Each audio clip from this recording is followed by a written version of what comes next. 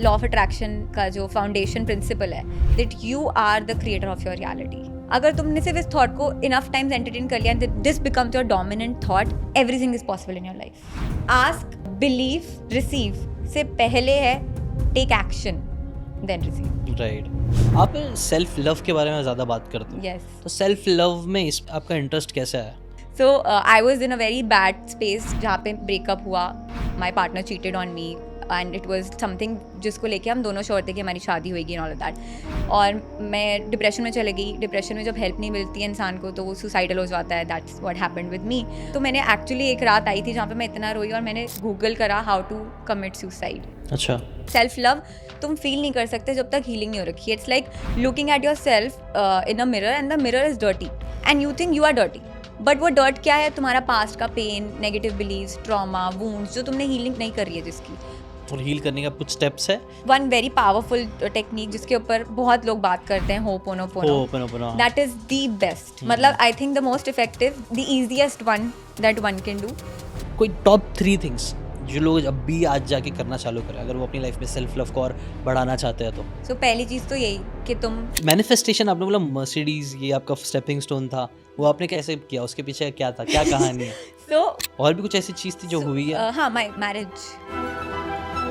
सो उसके लिए भी मैंने I used to wear a ring on my ring finger thinking I am already engaged. So I used to meditate and हमारे 7 चक्रास होते हैं, राइट?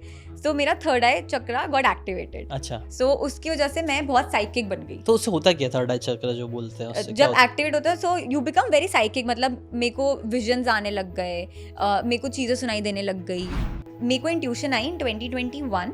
नाउ दिस इज हमारी love story, हाँ. मेरी साइड की. 89 से ज़्यादा % लोगों ने हमारे जो पॉडकास्ट देखा है उन्होंने हमें सब्सक्राइब नहीं किया है. अगर आप उनमें से ही आते हो तो आप प्लीज़ सब्सक्राइब कर लो, बिकॉज यहाँ पे मैं आप लोगों के लिए ऐसी अमेजिंग पॉडकास्ट लेके आता रहूँगा जो आपको हेल्थ, वेल्थ, रिलेशनशिप और हैप्पीनेस में इंप्रूव करने में हेल्प करेगी. अगर आपको अपनी एक गुड लाइफ चाहिए, अगर आप ओवरऑल अपनी लाइफ में इंप्रूवमेंट चाहते हो तो हमारा पॉडकास्ट आपकी ज़रूर हेल्प करेगा, इसलिए सब्सक्राइब कर लो. Now let's start. Shruti ji, welcome to ज़ीशांश पॉडकास्ट. अभी हमने आपके हस्बैंड के साथ भी पॉडकास्ट किया जिनका 9 कितने साल का एक्सपीरियंस था सर? 8 ईयर्स का एक्सपीरियंस था रिलेशनशिप का. तो हमने उनका पूरा पर्सपेक्टिव, उनकी सारी चीज़ें उन्होंने पूरा बता दिया, सब चीज़ कैसा होता है रिलेशनशिप के बारे में. अब मैं आपका पर्सपेक्टिव जानना चाहता हूँ कि उनमें कौन सी उनकी बातें थी जो सबसे ज़्यादा हिट हुई कि हाँ यार ये बात एकदम सही बोले उन्होंने. ऐसी बात चालू करते हो, क्या सही नहीं लगा आपको वो भी आप बताओगे तो चलेगा. ओके, ठीक है. सो पहली चीज़ जो उसने काफ़ी बार बोला है कि जेंडर इंटेलिजेंस, वो बाय चांस मैंने जब मेरी इससे शादी हुई उसके बाद मैंने उसको इंपॉर्टेंस देनी स्टार्ट करी. Because I am someone who is very spiritual and मैं किसी भी ह्यूमन को देखती हूँ, मेरे लिए वो एक सोल है.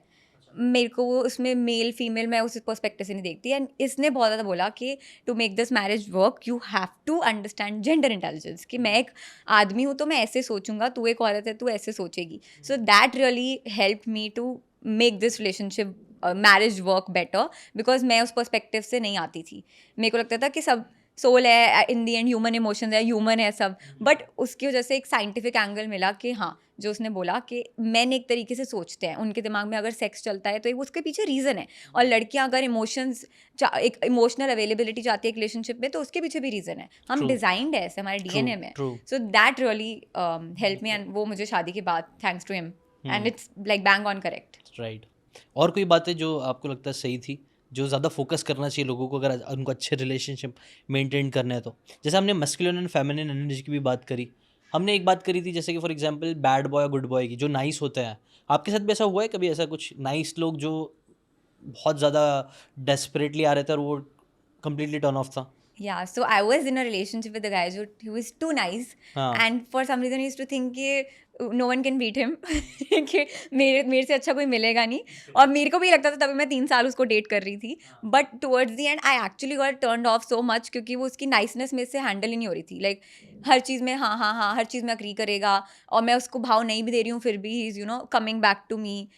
तो हमारा लॉन्ग डिस्टेंस रिलेशनशिप हो गया था बीच में, तो वो फिर भी मेरे पीछे पड़ा रहता था. और मेरे को धीरे धीरे उसके लिए रिस्पेक्ट खत्म हो गई थी. अच्छा. एंड देन आई मतलब कम्प्लीटली देन ब्रेकअप ही कर लिया था मैंने. सो इट इज़ ट्रू कि जब लड़का बहुत ज़्यादा नाइस हो जाए, लाइक वही है कि अगर तुम पूरे टाइम एक ही टाइप का खाना खाओगे, पूरे टाइम मीठा मीठा खा रहे हो, तुम मीठे से चिढ़ होने लग जाएगी, right? So too much of sweetness also not good. तो बीच में तुम्हें मसाले चाहिए, नमकीन खाना चाहिए, राइट? सेम वे ऐसी पर्सनैलिटी में भी तुम्हें चाहिए होता है अपने पार्टनर की, कि you want to see both sides, where where he's being naughty also, he's being a very like masculine also, he's being nice, he's being a gentleman, वो तुम्हारी care भी कर रहा है, cuddle भी कर रहा है, at the same time he's like मेरे को भी काम करने दे, being assertive also. So all of that you want to see that in your partner. And उससे हमको वही हमारी one of the needs variety वो पूरी होती है. राइट नहीं कंप्लीटली मेक सेंस. वो 50 शेड्स ऑफ ग्रे का एग्जांपल ना, ग्रे हमें शेड्स चाहिए. पर्सनालिटी अगर एकदम मोनोटोनस, और इसे पर्सनालिटी में नहीं, अगर हम वीडियो भी बना रहे हैं और मैं सिर्फ एक ही टोन में आपसे बात करके क्वेश्चन पूरा टाइम पूछते जाऊँ तो आपको भी सुनने बोर होगा, लोगों को भी सुनने बोर होगा. रेडियो में पहले ऐसे ही होता था ना, एकदम एक ही टोन में बात करते थे. बट अगर कंटेंट क्रिएटर्स को भी थोड़ा कभी एक्साइटमेंट आ रहा है, कभी जोर से पूछ रहे हैं, कभी स्लो बात कर रहे हैं, तो वो मोनोटोनस टूटता है तो ही मज़ा आता है लाइफ में. खैर वो रिलेशनशिप में भी आई थिंक वही ट्रू है, राइट? ट्रू. एंड अभी भी जैसे आप ये वाली आप बात कर रहे थे कि कोई बोल रहा है ऐसे एक ही टोन में, it can be boring specifically अगर तुम्हें इंटरेस्ट ही नहीं है वो क्या बोल रहा है तो. ये बात भी सही है. राइट जैसे एग्जाम्पल मैं बोलूँगी, पॉलिटिशियंस को अगर नोटिस करेंगे एक ही टोन में बोल रहे होते हैं. मैं पॉलिटिक्स में जीरो इंटरेस्टेड मतलब हूँ, तो मैं सुन ही नहीं मैं एक सेंटेंस ज़्यादा नहीं सुन सकती थी किसी पॉलिटिशियन को, क्योंकि वो एक ही टोन में बात कर रहे हैं. तो ये हमारा नेचुरल, हमारे अंदर से it's how we are made कि we want some kind of variety, चाहे वो फूड में हो, चाहे वो पर्सनैलिटी में हो, चाहे वो रिलेशनशिप में हो. हर एक दिन हमारा एक जैसा होता, हम बोरिंग क्यों लोग लाइफ में स्टक फील करते हैं, उनकी मोनोटोनस लाइफस्टाइल हो जाता है. जॉब में मोनोटनी फील होती है उनको कि यार मुंडेन लाइफस्टाइल, कि एक ही टाइप की ज़िंदगी जी रहा हूँ, और तब उनको लगता है यार कुछ अलग करें. फिर वो एस्केप ढूंढते हैं हॉलीडेज़ में, पार्टी में, या जो भी, वहाँ से उनको वैरायटी मिलती है. सो जब कॉन्शियसली तुम्हें इस चीज़ की अवेयरनेस है, then you would implement in your personality, in your life, in your relationship. Right. आप सेल्फ लव के बारे में ज़्यादा बात करते हो. Yes. तो सेल्फ लव में इसमें आपका इंटरेस्ट कैसे आया, क्या हुआ? बहुत अच्छा क्वेश्चन है. मेरे को सेल्फ लव कॉन्सेप्ट ऑनेस्टली पता ही नहीं था. एंड आई थिंक अब तो चलो फिर भी, क्योंकि कोचिंग इंडस्ट्री थोड़ी बूम हो रही है, people are talking about it after Covid, also people became aware about self love. But मैं ऐसे एक फेज में थी अपनी लाइफ में जहाँ पे ऑफकोर्स मेरी लाइफ के biggest lessons have come from relationships only, and hence the work that we do. So I was in a very bad space जहाँ पे ब्रेकअप हुआ, my partner cheated on me, and it was something जिसको लेके हम दोनों sure थे कि हमारी शादी होगी एंड ऑल ऑफ दैट. सो उसके बाद मैं हैंडल नहीं हुआ और मैं डिप्रेशन में चले गई. डिप्रेशन में जब हेल्प नहीं मिलती है इंसान को तो वो सुसाइडल हो जाता है. That's what happened with me. और मैंने अपने आप को रूम में लॉक किया हुआ था, मैं अंधेरे में रहती थी, रोती रहती थी पूरा टाइम. सो मैंने एक बहुत डार्क मतलब phase, and thankfully I would say God's grace कि it wasn't for a very long time, it was just 1.5 months जब मैं इस फेज़ में थी. और उस टाइम पे जिसको स्पिरिचुअल वर्ल्ड में कहते हैं, I was going through dark night of the soul, where you don't feel like dying, nor do you feel like living, and it is worse than depression, because तुम्हें पता ही नहीं है, तुम ना जी पा रहे हो. और तो मैंने एक्चुअली एक रात आई थी जहाँ पे मैं इतना रोई और मैंने गूगल करा हाउ टू कमिट सुसाइड. अच्छा. एंड एकदम से फिर वो आ जाता है SOS, हेल्प करो, ये करो. मैंने सब स्किप करा, मैंने कोरा पे जाके सुसाइडल नोट्स पढ़े लोगों के, तो उतना सिवियर हो गया था. बट फिर जब मैंने पढ़ा कि क्या तरीका है सुसाइड करने का, एक आर्टिकल आया जिसमें मैंने सोच लिया कि चलो पॉइजन कंज्यूम करते हैं. Thanks to movies and all हमारी ऐसी ट्रेनिंग होती है कि चलो लोग पॉइजन लेके कमिट करते हैं सुसाइड, किसी को पता नहीं चलेगा. So I actually thought I will do this. और फिर मैंने जब उसके बारे में पढ़ा और मैंने देखा उसमें लिखा है if you consume poison your body is going to burn for 15-20 minutes.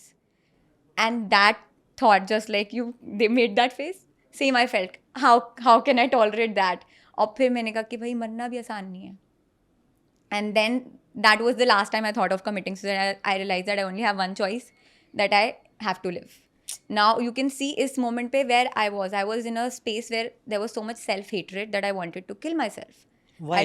Self-hatred क्यों था? क्योंकि मेरे को इतना पेन फील हो रहा था उस टाइम पे because of the breakup and cheating, and I had a past where I've been cheated multiple times in my life, and I just felt like I'm not worthy enough to exist, कि मेरे को कोई प्यार ही नहीं कर रहा. और जो मिल भी रहा था, because someone that you are loving is not loving you back. तो and this happens with a lot of people. मेरी कम्युनिटी में इतने स्टूडेंट्स आते हैं, they feel suicidal depress because the one that they love the most are not reciprocating, and they think कि उनकी life उसके आसपास रिवॉल्व हो रही है. तो मेरे जीने का मकसद ही क्या है?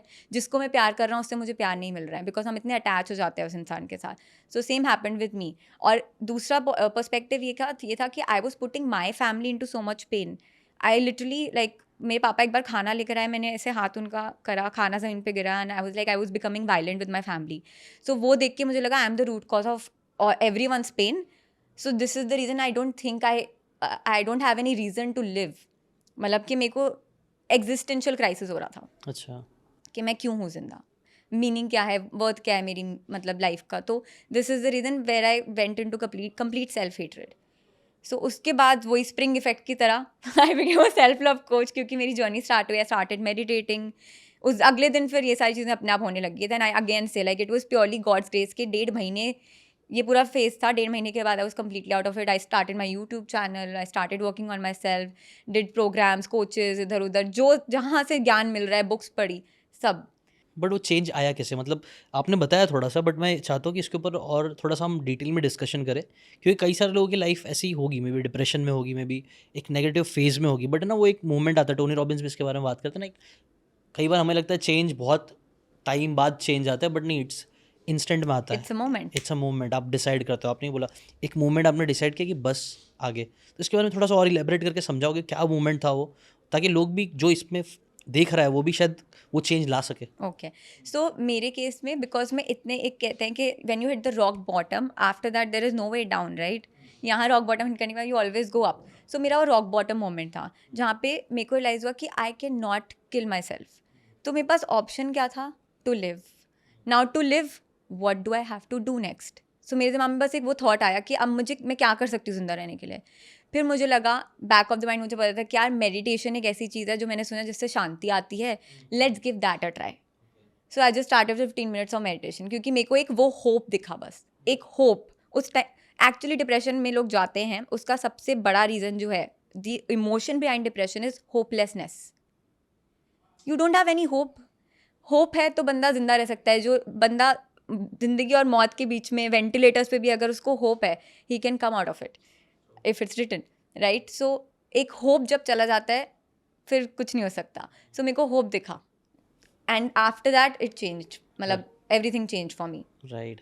ये होप की बात बोले ना आपने, वो बहुत इंटरेस्टिंग है. उसके ऊपर एक एक्सपेरिमेंट मेरे को याद आ रहा है, मैंने पढ़ा था. एक्सपेरिमेंट किया गया था, चूहे को है ना पानी में डाल दिया गया, और उनके पास कुछ वो वे नहीं था उससे निकलने का, कोई प्लेटफॉर्म ये सब नहीं रखा, और उनको ऐसे ही छोड़ दिया गया. तो उन्होंने साइंटिस्ट ने नोटिस करा कि वो लोग ना 15-20 मिनट में वो गिव अप करके वो लोग मर रहे थे. तब उनको सडनली, अब कुछ चूहों को क्या किया गया, मालूम, जो लोग एकदम मरने वाले थे ना, उनको सडनली वापस से उठा के बाहर निकाल दिया गया, उनको खाना वाना दिया गया, और फिर वापस से डाल दिया गया. अब स्टार्टिंग में जब उनको सिर्फ डायरेक्टली पानी में डाला गया था, कोई होप नहीं थी, तो उनका सर्वाइवल सिर्फ 15 मिनट 20 मिनट तक वो लोग सर्वाइव कर पा रहे थे, हाथ पैर मार पा रहे थे. बट अब गेस करो, जब वो लोग ने सिर्फ इंटरवीन किया, थोड़ी देर के लिए, कुछ मिनट के लिए चूहों को निकाल दिया और फिर वापस से पानी में डाला, तो अब गेस करो कितना देर वो लोग जिए होंगे. 40 मिनट्स. 60 आवर्स. व्हाट? 60 आवर्स वो लोग ने सर्वाइव किया पानी में बिना कुछ खाना. 1 hour, बट वो मुझे ज़्यादा लग रहा था. 60 आवर्स वो लोग ने. वो एक्सपेरिमेंट बहुत शॉकिंग था, और इसका क्रक्स क्या निकला उस एक्सपेरिमेंट का, कि होप कितना इंपॉर्टेंट होता है. अगर आप ऐसा मार रहे हो, कुछ नहीं हो रहा, कुछ नहीं, आपके पास होप ही नहीं है, तो लोग गिव अप कर देते हैं. लेकिन थोड़ा सा भी उसको होप मिल गया कि अरे बच सकता हूँ मैं, लाइफ में कुछ बदल सकता है, तो फिर लोग 60 घंटा, मतलब कितना आई डोंट नो कितना मैथ्स होगा उसका, कितना एक ज़्यादा उन्होंने हाथ पैर मार के जिया. आई थिंक होप बहुत बहुत ज़्यादा इंपॉर्टेंट. तो वो होप आपके अंदर आया, किससे आया वो होप आपके अंदर? मेडिटेशन. अरे वेरी नाइस. मैंने कहा एक चीज़ जो मेरे को पता है बेस्ट, मेरे दिमाग में जो थॉट आ रहा है, this for everyone work struggling with depression और एंग्जाइटी. मेडिटेशन एक ऐसी चीज़ है, प्लीज़, आई नो कि लोगों को बोरिंग लगता है और लगता है बड़ा एफर्ट है, बट ये तुम्हारी लाइफ चेंज कर सकता है. ट्रू. उसको 15 मिनट दे दो तुम और खुद रिजल्ट देखो. और मैं लिविंग एग्जांपल हूँ, यहाँ पे सामने बैठी हूँ मैं, ऐसी स्पेस से निकल कर आई हूँ, इतनी डार्क फेस से, and right now I know I am the happiest girl I know. Like मैं जब लोगों को बताती थी कि मेरे को, like you would also wonder, right, कि लोगों को यकीन नहीं होता था कि a girl like you would be. नहीं, मेरे लिए भी वो आपने स्टोरी बताया, मैंने एक्सपेक्ट नहीं किया था ऐसी स्टोरी इतना हो गया. So I can like vouch for it कि मेडिटेशन रियली 100% हेल्प्स. ट्रू. बोलते ना सबसे ज़्यादा लाइफ में इंसान यूजुअली वही अच्छा करता है जो लाइफ में स्ट्रगल दिखा रहा था. अगेन टोनी रॉबिन्स का, क्योंकि आप लोग बार बार मेरे को टोनी रॉबिन्स का याद आ रहा है एग्जांपल्स. टोनी रॉबिन्स बोलते हैं ना, जब प्लेस ऑफ स्ट्रगल में आप रहते हो ना, उसके बाद वहाँ से कुछ ब्यूटीफुल ही निकलता है. 100%. इसका एक बहुत ब्यूटीफुल एनालॉजी दूंगी कि कोई भी चीज़ जब वो ग्रो होने वाली होती है, वो हमेशा डार्कनेस में होगी. जब आप सीड को सॉइल में डालते हो, क्या है वहाँ? डार्कनेस. हम जब पैदा होते हैं वूम्ब में, क्या है? डार्कनेस. तो हमेशा जब वो ग्रो होने वाली होती है, उससे पहले वो डार्क स्पेस में ही. इट्स केओटिक, थोड़ा केओटिक भी होता है, थोड़ा सा स्ट्रगल होता है, बट फिर वहाँ से ब्यूटीफुल निकलता है. कैटरपिलर भी. एग्जैक्टली. So right. एंड मैं जब भी कोई स्टूडेंट भी आता है वो डार्क फेज में होता है, मैं उसको बोलती हूँ गेट एक्साइटेड. अच्छा. बिकॉज तुम्हारा अच्छा टाइम स्टार्ट होने वाला है. और ये पर्सपेक्टिव मेरा बचपन से थोड़ा सा रहा है कि जब मुझे लगता है मेरे साथ कुछ बुरा हो रहा है ना, मुझे लगता है भगवान कुछ अच्छा देने वाले हैं, इसलिए बुरा फील करवा रहे हैं। Very nice. ये एक्चुअली पर्सपेक्टिव होना बहुत इंपॉर्टेंट है कि वो जो स्ट्रगल, ये जो चीज़ें हो रही है वो कहीं ना कहीं मुझे ग्रो करेगी, आज नहीं तो कल। एग्जैक्टली, एंड इसको लॉ ऑफ अट्रैक्शन में भी इस कॉन्सेप्ट को बोलता है contrast, where you are experiencing the contrast of the situation. Okay. कि लोग अट्रैक्ट जब कर रहे हैं अपनी लाइफ में, डिजायर्स चाहिए उनको, कुछ भी चाहिए, वो क्यों चाह रहे हैं? बिकॉज इस टाइम पे वो सेटिस्फाइड नहीं है, they are unhappy in their life. तो वो कंट्रास्ट एक्सपीरियंस कर रहे हैं of what is going to happen, and they will like that desire more when it manifest, because they experience the contrast of it. सही बात है। कि तुमने डार्कनेस देखी तो तुम्हें लाइट ज़्यादा अच्छी लगी। राइट। वही, जिसके पास घर नहीं होता है उसको घर की वैल्यू ज़्यादा समझ में आती है, जिसके पास गाड़ी नहीं होती उसको फिर गाड़ी मिलेगी तो वो ज़्यादा हैप्पी रहेगा। एग्जैक्टली। अगर हम एक बच्चे को डायरेक्टली फरारी देते जिसने कभी उसके बारे में, मतलब उसके अंदर वो मोटिवेशन आया नहीं था, कभी मेहनत नहीं किया, तो वो इतनी केयर नहीं करेगा। लेकिन जिसने बचपन से सोचा है कि यार एक स्पोर्ट्स कार होनी चाहिए, उसको दे आई दे एम तो that person, I am the Ferrari girl only. हाँ 19 years की एज से आई हैव बीन मैनिफेस्टिंग, हो जाएगा। और कुछ और बताइए अपने बारे में, और इंटरेस्टिंग क्या हुआ फिर उसके बाद? क्या हुआ जब आपने मेडिटेशन करना स्टार्ट किया? तो कितना टाइम लगा चेंजेस अपने अंदर देखने में, और फिर वो सेल्फ लव में कैसे कन्वर्ट हुआ, कि ये वर्ड कहाँ से आया? ओके, सो हाँ, उसके पीछे भी एक स्टोरी है। सो हुआ क्या कि मैंने अपने ऊपर इतना काम करना स्टार्ट कर दिया, अपनी हीलिंग स्टार्ट करी, जो बहुत ज़रूरी होती है। सेल्फ लव तुम फील नहीं कर सकते जब तक हीलिंग नहीं हो रखी है। It's like looking at yourself in a mirror and the mirror is dirty and you think you are dirty, but वो डर्ट क्या है? तुम्हारा पास्ट का pain, negative beliefs, trauma, wounds, जो तुमने हीलिंग नहीं कर रही है, जिसकी वो डर्ट हटा, तुमने अपने आप को देखा, तुम्हें लगा यार मैं तो बड़ा सुंदर हूँ, मैं तो बड़ी सुंदर हूँ, तो डर्ट की वजह से मैं अच्छा नहीं लग रहा था। सो हीलिंग कर ली, उसके बाद सेल्फ लव ईजी हो जाता है। सो मैंने हीलिंग पे ध्यान दिया। मेरा उस टाइम पे मकसद ही ये था लाइफ में, and I told my family also. उन्होंने तो देखा मैं इस सिचुएशन में थी, उनको बस था कि बेटी हमारी खुश रहे, तू, तेरे को जॉब नहीं करनी, कुछ नहीं करनी, कुछ मत कर, उनको कोई वो नहीं था। सो वो पाल रहे थे उस टाइम पे मेरे को, ऑल्दो आई वाज अराउंड 23-24 उस टाइम पे। तो मेरा फोकस सिर्फ एक था, I just have to heal myself. तो मैंने अपनी हीलिंग करी, अलग अलग टाइप की मेडिटेशंस करी, थोड़े बहुत कोर्सेज देखे, I healed myself, did all sorts of healing that you can think of, inner child healing. कितना टाइम चला ये? चला ही, मतलब करा मैंने कहा छोड़ा वो नहीं, एक मतलब दिन, कभी चला। अभी भी I heal, right. I still heal. Healing, true. Self love and even law of attraction, 3 चीजें जो मैं सिखाती हूँ, ऑन गोइंग थिंग, ये कभी भी खत्म नहीं होनी चाहिए। इट्स नॉट कि एक रात मैंने बैठ के हील करा, चलो अब लाइफ लॉन्ग टेंशन खत्म, नहीं, कंटिन्यूस प्रोसेस, कंटिन्यूअस है, it's an evergreen thing. Self love ऐसे नहीं याद आई लव यू बोलते अपने आप को, आगे अब बोलने रोज बोलो अपने आप को आई लव यू। सेम अट्रैक्ट कर रहे हो अपने डिजायर्स, एक चीज मैनिफेस्ट होगी नहीं, पूरी लाइफ मैनिफेस्ट करो अपनी। राइट। सो हीलिंग करी, सेल्फ लव का एक मोमेंट आया, मैं बताती हूँ कैसे। सो बिकॉज मैं अपनी हीलिंग कर रही थी और मैं चीज़ें सीख रही थी, तो अपने घर पे जाके ज्ञान बांटती रहती थी, जो मैं सीखती थी। और मुझे तब रियलाइज हुआ कि यार मुझे बड़ा मजा आता है ज्ञान बांटने में, और सुनने वाले हैं नहीं, लेकिन घर वाले भाव देते नहीं थे इतना। तो मेरे सामने बाई चांस एक लाइफ कोचिंग का सर्टिफिकेशन का एड आया, I signed up for it, so I did my certification and all. But self love वाला एंगल आया एक दिन जब मेरा, सो सेल्फ लव, मैं अपने आप को ना बहुत प्यार करने लगी थी, बिकॉज हीलिंग हो गई, साफ दिख रहा है चेहरा, तो मुझे लगा मैं तो बड़ी सही बंदी हूँ, और मैं जी कैसे रही थी अभी तक। सो हीलिंग के बाद सबसे पहली चीज़ जो होती है, दिस फॉर एवरीवन जो अपनी हीलिंग जर्नी स्टार्ट करेंगे, पहली चीज़ तो तुम्हें फील होगी that your body will feel very light. अच्छा। क्योंकि जो भी इमोशंस होते हैं, like unhappiness, doubt, worry, tension, stress, pain, ये सारे डेंस इमोशन होते हैं। That means they make you feel very heavy, and this is the reason why people are depressed will say ऐसा लग रहा है दुनिया का बोझ मेरे ऊपर है, मुझे भारी भारी लगता है, chest heaviness. This is the reason, because वो इमोशन तुम्हारी बॉडी में, राइट। सो जैसे ही वो रिलीज हो गए तुम्हारे सिस्टम से, you feel like a feather, and that's what happened with me. मैंने कहा हाँ इतना लाइट मैंने कभी लाइफ में फील नहीं करा, और मैं इतनी हैवी उसमें जी रही थी, मतलब अभी तक। फिर सेल्फ लव, मैंने अपने आप को प्यार करना स्टार्ट करा, बॉडी का ध्यान रखा, फिटनेस तो मैं करती थी, थैंकफुली वर्कआउट करती आई थी। मेरे बालों की वजह से भी आधा डिप्रेशन हो रहा था, मेरे बाल बहुत बुरी हालत में थे। सो मैंने वो सारी चीज़ें अपनी अपीयरेंस पे काम करना स्टार्ट करा। आई हैड ब्रेसेस उस टाइम पे, राइट, वो देखकर मुझे अच्छा नहीं लगता था, उसको भी एम्ब्रेस करना स्टार्ट कर दिया, राइट। तो सारी चीज़ों को देख के मैं इतने पीक सेल्फ लव पे पहुंच गई कि एक मोमेंट आया when I was driving, I was going to my gym, and I saw a beggar, and I just said in my mind to that person, I love you. And then कोई और under privilege बंदा, कोई random stranger, everybody, मैं जिसको भी देख रही हूँ, आई love you, I love you, I love you. मैंने कहा ये क्या हो रहा है? इट वॉज वेरी फैसिनेटिंग कि मेरे को सब पे इतना प्यार कैसे आ रहा है। फिर मैंने उस टाइम पे मेरे दिमाग में आया कि मेरा कप इतना भर गया है, क्या वो ओवरफ्लो हो रहा है, कि मैंने खुद के लिए इतना प्यार जनरेट कर लिया कि अब वो कंटेन नहीं हो रहा, वो बाहर जा रहा है। And that was the moment when I thought it was a defining moment for me, and I realise what if everybody starts to feel this way. और फिर मैंने कहा मैं सबको यही सिखाऊंगी, I will become a self love coach, and this world will be a beautiful place if we all just start to feel this for ourselves, and it will overflow. अच्छा, self healing की जब आप बात कर रहे थे, आपने बोला कि यार वो आईने में अपने आप को देख के प्यार करना है, उससे पहले वो धूल हटानी है ना? तो वो धूल हटाने के लिए क्या क्या कुछ चीज़ें हैं कुछ उसमें थोड़ा और स्पेसिफिक जा सकते हैं हम कि लोगों क्या यूजुअली वो धूल होती है?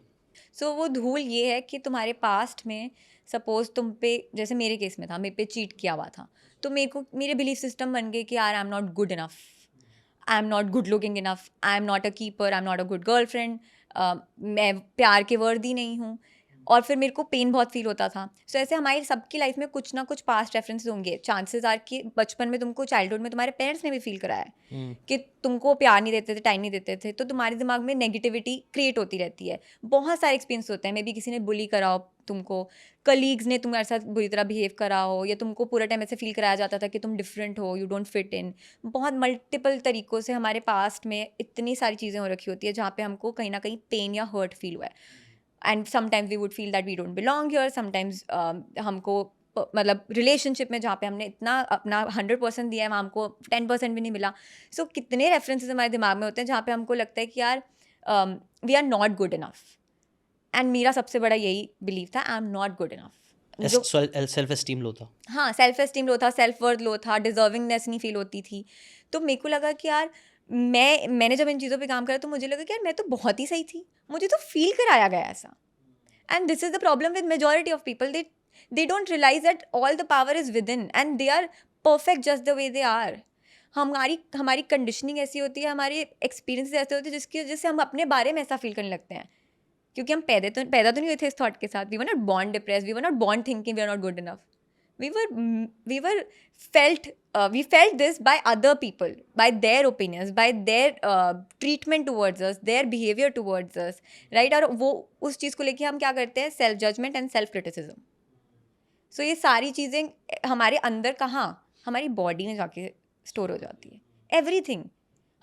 जो लोग हील्ड नहीं है वो अपनी पास्ट बॉडी में है, प्रॉबेबली 20 ईयर्स की बॉडी में है वो. अच्छा. तुमने हीलिंग नहीं कर रखी है, सब यहाँ पे स्टोर्ड है. एंड दैट्स वाई मेडिटेशन में, जैसे मेरे साथ भी होता था जब मैं शुरू में करती थी, मुझे अलग अलग जगह पे पेन फील होता था. जैसे लोग डिप्रेस्ड है उनको लोअर बैक में होगा क्रॉनिक पेन होगा. सो तुम्हारी बॉडी में इमोशन स्टक होते हैं. हाँ, मेक सेंस. नहीं, ऐसा हुआ है, मैं रिलेट कर पा रहा हूँ. मैंने मेरी बहन को भी बोला था करने के लिए, तो वो जब वो कर रही थी ना तो उसने यही बोला मेरे को दर्द बहुत होने लगा, कमर पे दर्द होने लग रहा है. सो दैट मीन्स वो इमोशन वहाँ पे स्टक था जो अब रिलीज हो रहा है. अवेयरनेस आ गई ना. मेडिटेशन में क्या होता है, साइलेंस है, साइलेंस में क्या होगा, अवेयरनेस सबसे ज़्यादा हाइटेंड होगी, फोकस हाइटेंड होगा.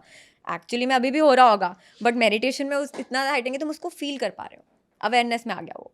तो ऐसे आधी हीलिंग तो मेडिटेशन करके ही हो जाती है, चाहे कोई भी टाइप की तुम कर रहे हो. The multiples, like I did ancestral Karma healing also, कि अपने एंसेस्टर्स के एक एक बुरा जो कर्मा उन्होंने किया होगा उसकी भी हीलिंग मैंने करनी है. अच्छा. I took charge of that and that was I think the most powerful meditation I have ever done in my life.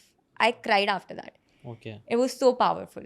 कि मेरे उसमें क्या किया? So उस मतलब it was a guided meditation. And उसमें towards the end जो guidance था वो ये था कि I came on this planet Earth to heal all the past traumas of all my ancestors that have ever been on Earth. और मैंने उन सबकी healing कर दी.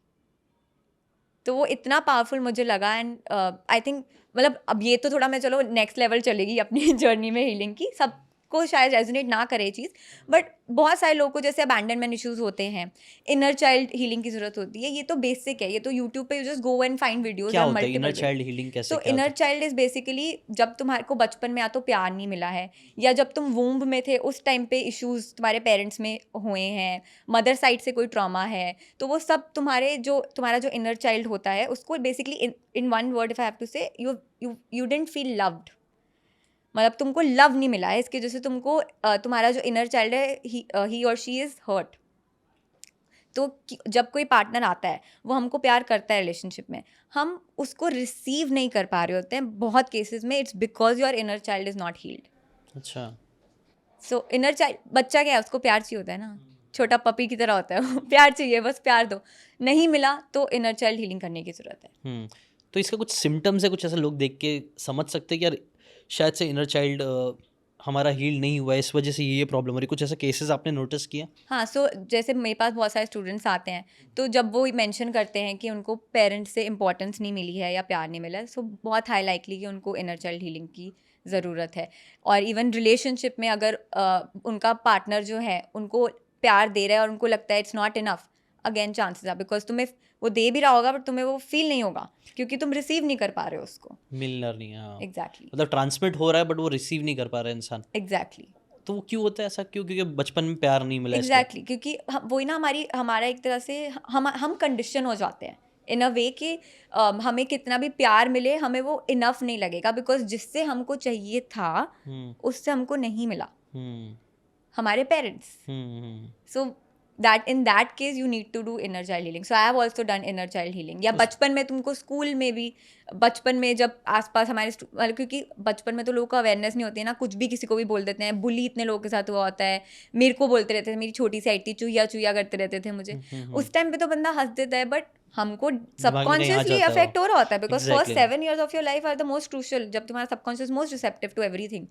तो वो सब हमारे अंदर है, कॉन्शियसली नहीं है हम उस चीज़ की अवेयरनेस, बट वो प्ले आउट करता है. रिलेशनशिप में दिखेगा तुम्हें, अपने इवन वर्क लाइफ में तुमको दिखेगा ये सारी चीज़ें. किसी भी तुम प्रोफेशनल इनफैक्ट एंगेजमेंट्स कर रहे हो उसमें भी तुमको दिखेगा कहीं ना कहीं कि तुमको तुम बहुत इजीली ट्रिगर हो रहे हो. तो ये सारी चीज़ें इसलिए हैं because you have not healed yourself. और हील करने का पहला स्टेप, कुछ स्टेप्स है जैसे मेडिटेशन एक चीज कर सकते हैं. मेडिटेशन है, then there is one very powerful technique जिसके ऊपर बहुत लोग बात करते हैं, ho'oponopono. That is the best. मतलब I think the most effective, the easiest one that one can do, ho'oponopono. I am sorry, please forgive me, thank you, I love you. बोलते रहो, सुनते रहो, लिखना है लिख भी सकते हो. तो ये किसी के लिए करना है कि ऐसी बोलना है? Okay, so interestingly I have learned from the person who invented this prayer. अच्छा, वेरी नाइस. तो मैंने सर्टिफिकेशन किया था तो उसमें थैंकफुली उनसे ही मैंने डायरेक्टली सीखा है. तो इसके पीछे जैसे मैंने भी बहुत कंटेंट कंज्यूम करा around this ancient prayer, but कोई इस चीज़ के बारे में इतना बात नहीं करता. तो now that I am getting an opportunity, I want to talk about it कि होपोनोपोनो का जो कोर बिलीफ है वो ये है, जो शायद बहुत लोग समझ नहीं पाएंगे बट जो है उस लेवल पे उनको समझ आएगा, कि everything that is happening in your consciousness, मतलब योर अवेयरनेस. फॉर एग्जाम्पल, अभी आप मेरे कॉन्शियसनेस में हो, मैं अगर इधर से घर चली गई तो you are not in my consciousness. जिस चीज़ की मुझे अवेयरनेस है that is my consciousness. So जो भी मेरी कॉन्शियसनेस में है वो मैंने क्रिएट करा है और उसकी मैं 100% रिस्पॉन्सिबिलिटी लेती हूँ. एग्जाम्पल, अगर मैंने किसी रोड पे किसी को मारते हुए देख लिया, 2 लोग लड़ रहे हैं आपस में, I have created that. I am taking 100% responsibility that somewhere in my past some bad karma happened because of which मुझे violence देखने को मिल रहा है. तो मैं उसी सेकंड होपोनोपोनो प्रेयर करना स्टार्ट कर देती हूँ. ओके. टेकिंग 100%. अब उसके पीछे का कोर बिलीफ क्या है कि हम सब कनेक्टेड हैं. You and I are connected. So if I am doing hoponopono prayer, you are also getting healed. What part of you, which trauma of you, which wound of you, doesn't matter. But you are getting healed because oneness. We are all one. So वो जो ho'oponopono जिन्होंने create करा था उन्होंने क्या करा था, उन्होंने वो जेलर्स की सिर्फ फाइल्स देख के उनको हील कर दिया था. कैसे हुआ वो? इसीलिए क्योंकि वो इस थॉट प्रोसेस क्या है, हम एक ही हैं. मैं बोल रहा हूँ तुम्हारे लिए या तुम बोल रहे हो मेरे लिए, बात एक ही है. मैं हीलिंग अपनी कर रहा हूँ तो तुम्हें भी हीलिंग मिल रही है बिकॉज वी आर वन. सो जो मैं अगर रोड साइड वायलेंस देख रही हूँ और मैं अपने आप को वो हीलिंग प्रेयर बोल रही हूँ, सो मैं हीलिंग तुम्हारे लिए ही कर रही हूँ. बट मैं अपनी कर रही हूँ, बट हम वन है तो हम दोनों की हीलिंग हो रही है. अच्छा, कर रही मैं अपने लिए, लेकिन उसका इफेक्ट जाएगा, बाहर जाएगा. Exactly. So it is the oneness. It's like I am chanting that prayer for everyone and I M everyone. Got it. नहीं, मैं इसके बारे में रिसर्च करा था, मेरे को काफ़ी इंटरेस्टिंग लगा था होपोनोपोनो. पहले तो मुझे समझ में नहीं आ रहा था इसको बोलते कैसे है. होपोनोपोनो होपोनोपोनो है. अच्छा, मैं होपोनोपोनो. वैसे हर कोई अलग अलग बोलता है बट आई से दिस. पहली बार मैं पढ़ा, मैं पढ़ने ही नहीं रहा था क्या है होपोनोपोनो. हाँ. ठीक है, ये इसका वर्ड, इसने नाम बहुत अच्छा दिया है. या सीधा इंटरेस्ट ट्रिगर करता है. और इसके बाद पीछे का लेकिन जो कोर कॉन्सेप्ट है वो मुझे बहुत अच्छा लगा, वही कि आपको अकाउंटेबिलिटी लेना स्टार्ट करना है. और अकाउंटेबिलिटी लेने के बाद ये 4 स्टेटमेंट्स यूजुअली जो लोग बोलते हैं वो करना. क्या क्या था, एक बार वापस रिपीट कर देंगे. आई am sorry, please forgive me, thank you, I love you. ये 4 चीज़ अगर आप बोलोगे, आई थिंक ये पॉजिटिव इमोशंस है ना. आप माफ़ी मांग ले रहे हो अपनी गलतियों के लिए, जैसे हम लोग में इस्तगफार होता है, इस्तगफार करते रहो, शुक्र करते रहो, है ना. एंड मेरे केस में तो मैंने इसको इतना यूज़ करके मास्टरी कर ली कि मैं अगर बोलना स्टार्ट करती हूँ और अगर मेरे हस्बैंड से लड़ाई हो रखी है, the moment I start saying, वो अचानक से आके प्यार, मतलब in seconds I see the मतलब the change in my reality. तो इसको कैसे करना आपने स्टार्ट किया? हाउ वाज प्रोसेस, क्या था इसका करने का? मैं तो मतलब बोलती थी इसको मल्टीपल टाइम्स अ डे. फिर मैं इसको, जैसे मैंने अपना नॉर्मल गाना चला दिया. सो आई लाइक ड्राइविंग, तो मैं गाने चलाते हुए जाऊंगी.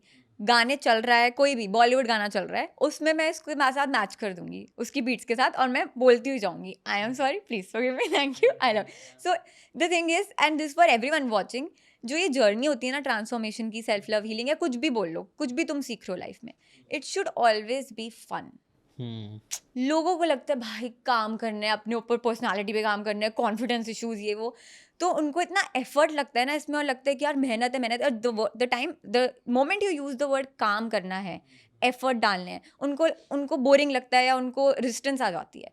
सो मैं हमेशा बार मल्टीपल टाइम से बोलती हूँ, your journey should be fun. In fact attracting that desire और reaching to that point in your life where you want to reach, वही कहते हैं ना कि journey is more beautiful than the destination. That's how it is, कि I always enjoy the process more than the vision that is getting manifest. Right. I think ये जो बात बोले ना आपने, इसके ऊपर हार्वर्ड के स्टूडेंट ने बुक लिखी है, हैप्पीनेस एडवांटेज.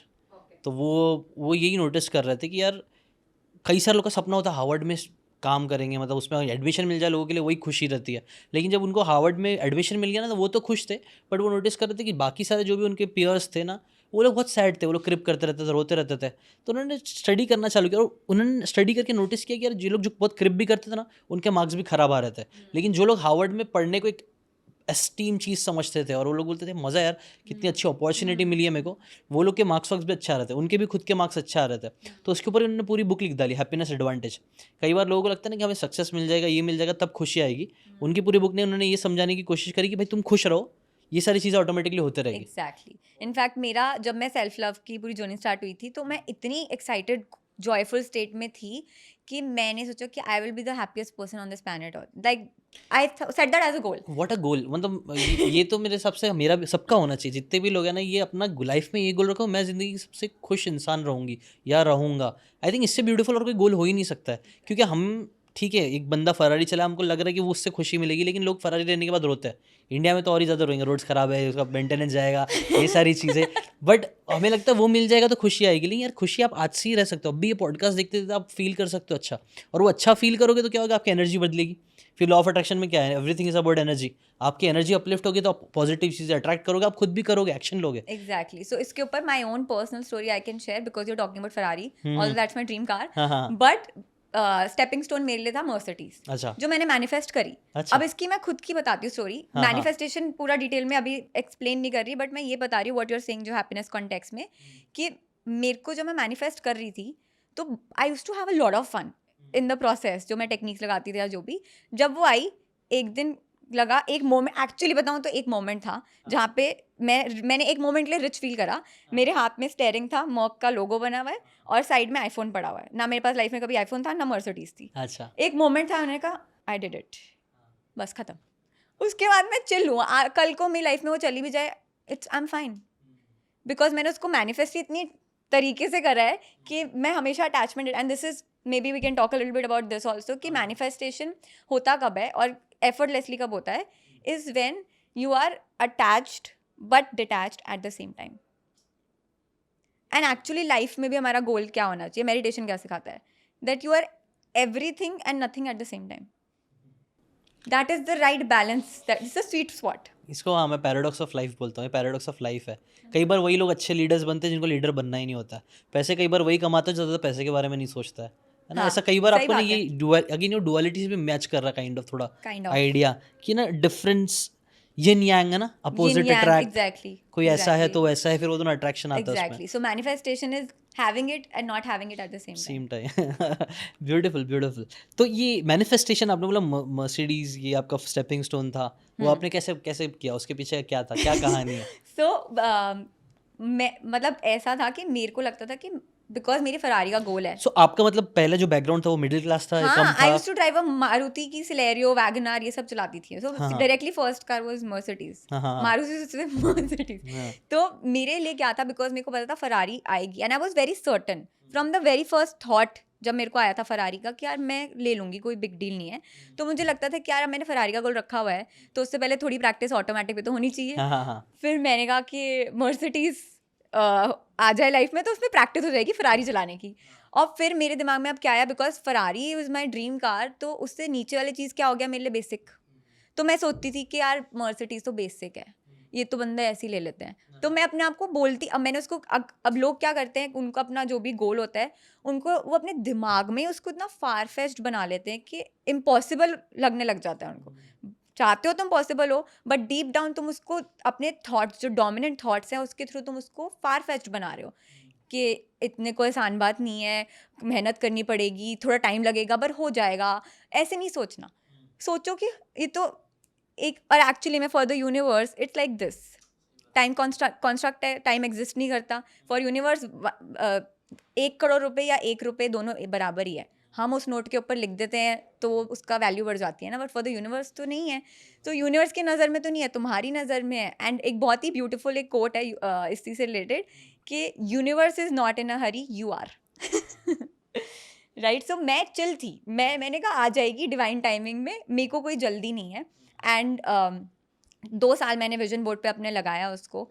एंड एक उसमें टेक्निक जो मैं बता सकती हूँ for all those people who want to manifest their dream car, I used to drive my Maruti की गाड़ी and I used to think that I'm driving a Mercedes. Now how I would feel I'm driving a Mercedes, with chest open, with some pride, think अब नहीं चलाती मैं वैसे जब मैं चला रही हूँ, बट बंदा तो ये सोचते हैं ना जब आ जाएगी गाड़ी तो तुम थोड़ा चौड़े होके बैठोगे, फील आएगी, विल फील रिच। सबसे बड़ा जो हैक मैं यूज करती थी, मैं राइट लेफ्ट अपने आसपास की गाड़ियों को देखती थी और सोचती थी वो मुझे देख रहे हैं कि मैं मर्सिडीज में हूँ। अच्छा। अब वो होता है, मुझे फर्क नहीं पड़ता, बट मैं पहले ही सोच लिया था ये कि ऐसा हो रहा है मेरे साथ। सो ये every time I used to go to the gym, I used to do this. अच्छा, वेरी वेरी इंटरेस्टिंग।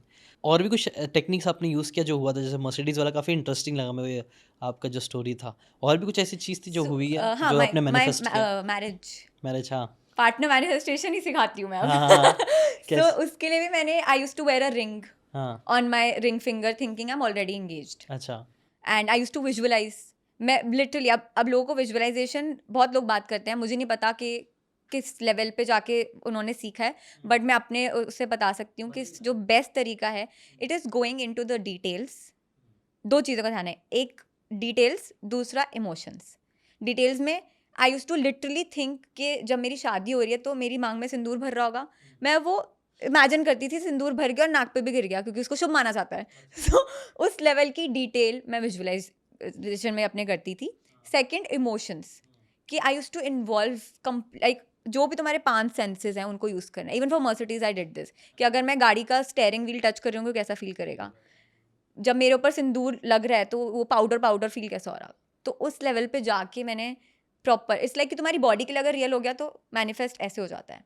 क्योंकि जब डिज़ायर मैनिफेस्ट होता है तो क्या कहाँ पता चलता है तुमको, ऐसे ऐसे करके नहीं पता चलेगा, तुमको बॉडी में इमोशंस फील होंगे, तुमको उसके इमोशंस बॉडी में फील होंगे। तुमने अपने बॉडी को या अपने दिमाग को फूल करना है basically. Fake it till you make it, exactly वही करना होता है। So visualisation is a very powerful technique. Affirmations also works brilliantly. उसमें if you want to create an affirmation around the desire, वो लिखो, उसको बोलो multiple times, and so many techniques in manifestation that you can use to attract one desire. So marriage related मैंने ये सारी चीज़ें करी थी, अफर्मेशंस लिखती थी, मैं विजुअलाइजेशन करती थी। एंड विजुअलाइजेशन का best time is before sleep, after waking up, subconscious is most active, so that's the best time to do it. Just take out 5 minutes, visualize. It's about your life.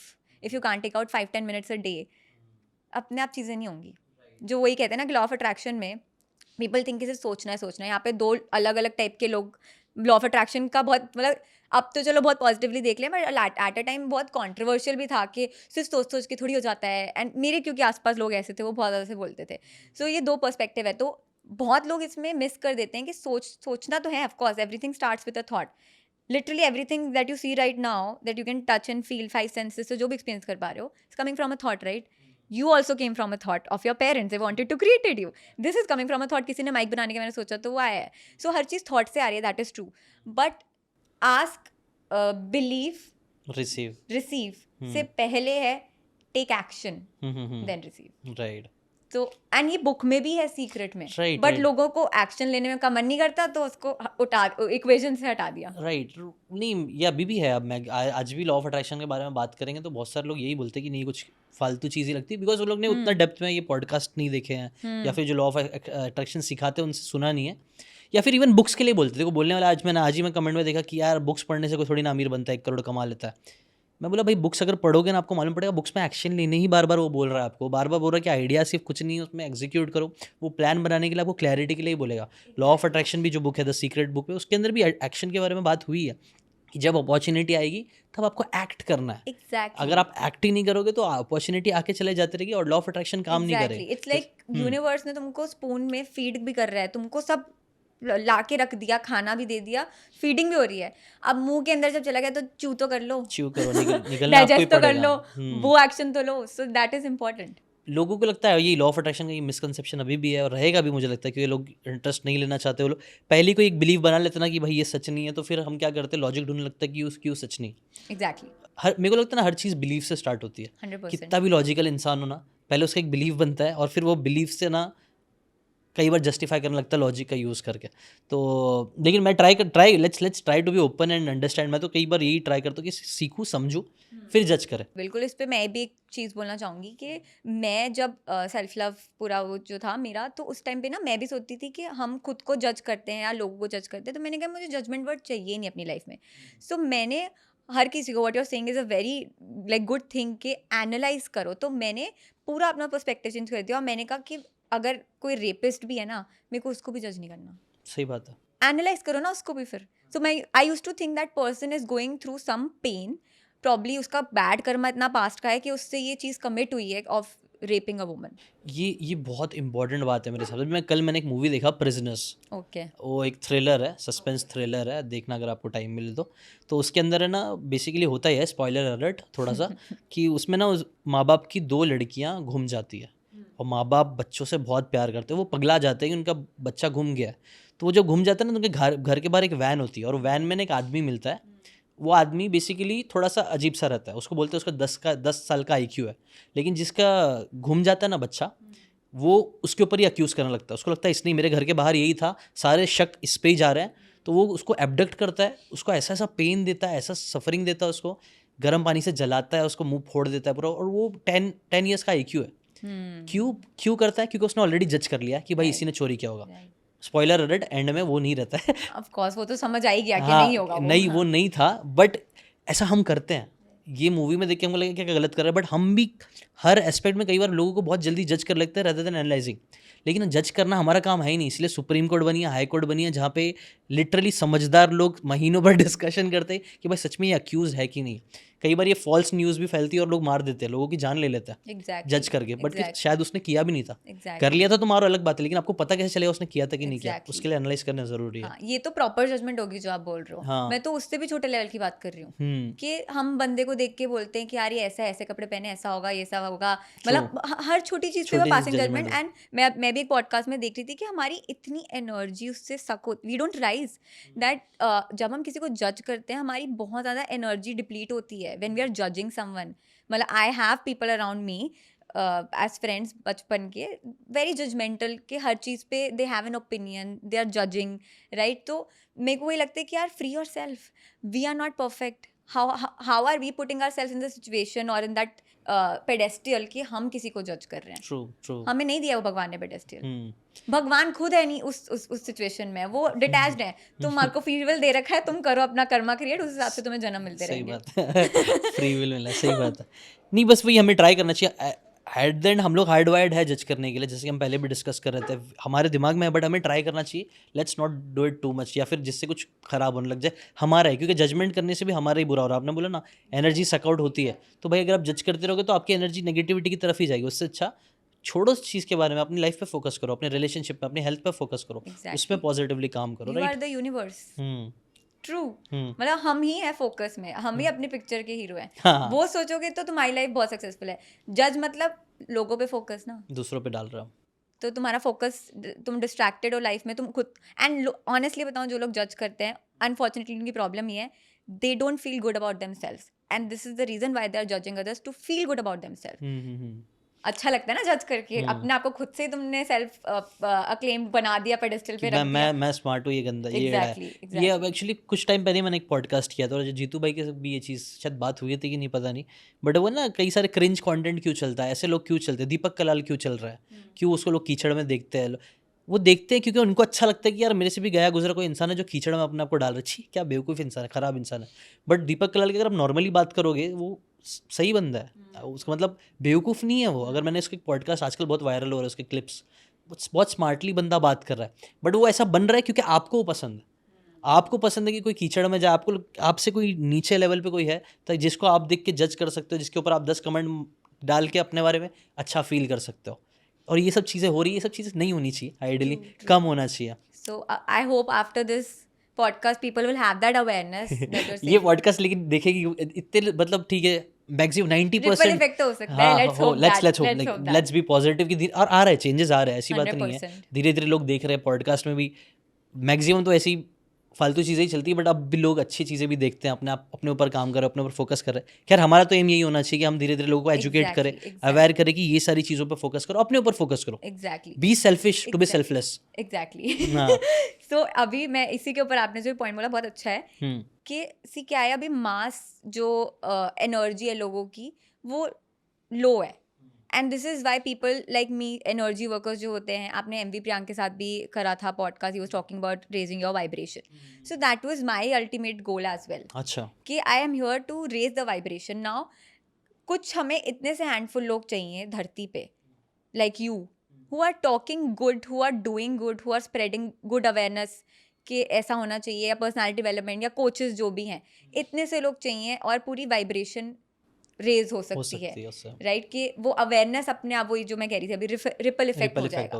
हम नहीं चाहते कि 100% जनता सारे ही अच्छे बात कर रहे हो, सबको ही अच्छा करना पॉसिबल भी नहीं है, बट इतने से लोग भी कर पाए वो सबको ऊपर खींच पाएंगे, क्योंकि उनमें इतनी पावर है, क्योंकि always good will win over evil and bad, right? So true, so true. नहीं, एटलीस्ट हमें एम रखना चाहिए, वही बोलते हैं ना, विजन कभी भी ऐसे होने चाहिए ना जो नियरली इम्पॉसिबल हो।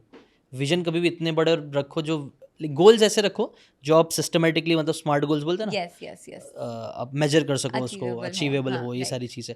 बट विजन कभी भी बड़ा रखना चाहिए, जैसे इलॉन मस्क भी रखते हैं। ये लोग का विजन एकदम ही खतरनाक है, भाई मार्स पे लेके जाना है लोगों को।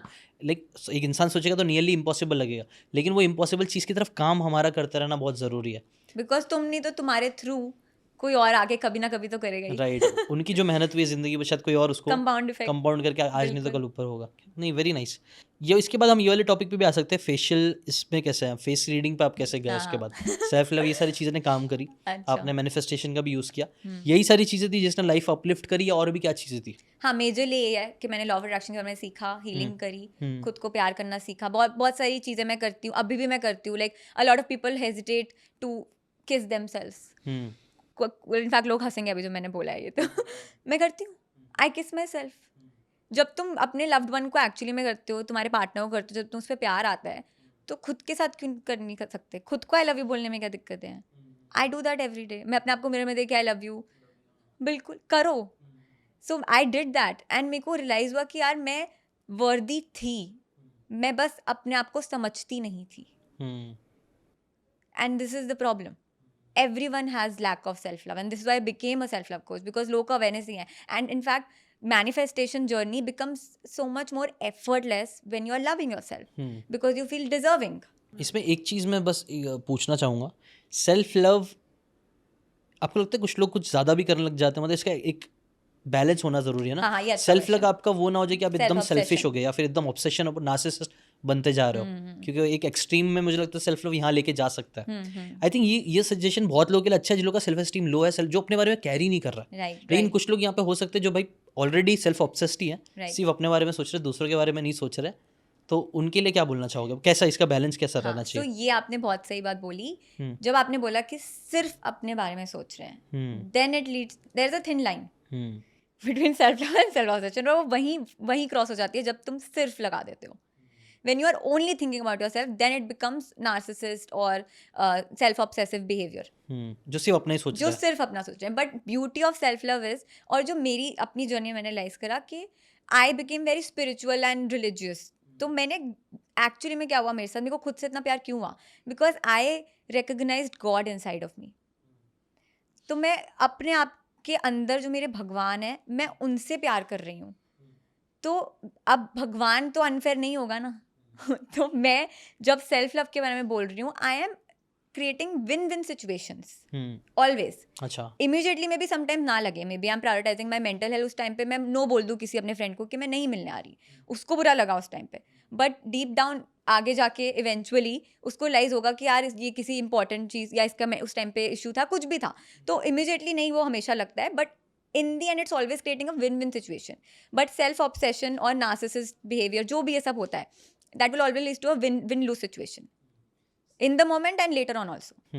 सेल्फ लव का कुछ डिफाइन करने का ऐसा कुछ अच्छा तरीका है क्या, जैसे कि सेटिंग योर बाउंड्रीज, है ना, Yes. Knowing who you are, what you love to do, ऐसा कुछ है, ऐसा कुछ? All of these things that you said, literally all of these things that you said, everything that is the self is something that you need to love.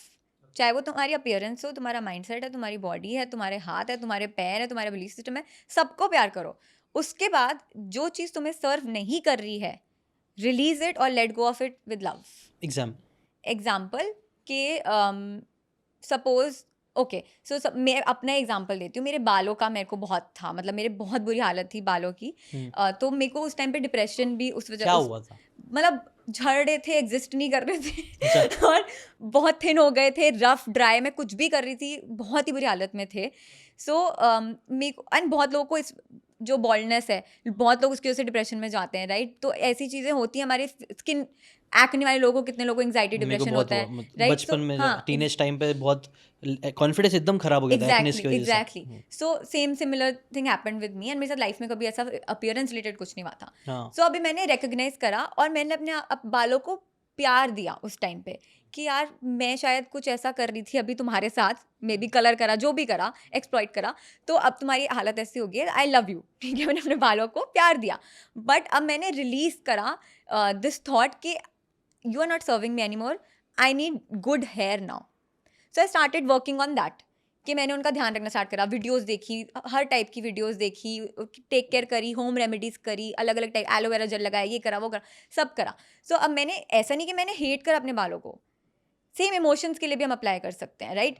कि या अपने past को लेके, सपोज चलो इसका एग्जाम्पल देते, तो पास्ट में कुछ मेरे साथ हुआ जिसकी वजह से मुझे पेन मिला, राइट. कोई बंदा आया या कोई एक्सपीरियंस हुआ मेरे साथ, या चलो मैं अपने बॉयफ्रेंड का ही केस ले लेती हूँ, तो उसने मेरे को पेन दिया और वो मेरे अंदर है, तो अब मैं उस चीज़ को, क्योंकि वो मेरा ही पास्ट है, मेरी ही क्रिएशन थी, मैंने उसको एक्सेप्ट करा and I love it because I created it. It was my experience. Everything that is related to me, I want to love it. I don't want to release it out of anger or ignorance, और मतलब ज़बरदस्ती नहीं करना मुझे, क्योंकि वो मेरा है, मैंने उसको अपनाया है, it is mine. Every experience that I've ever had, even the ones that I did not like or gave me pain, I want to embrace all of that.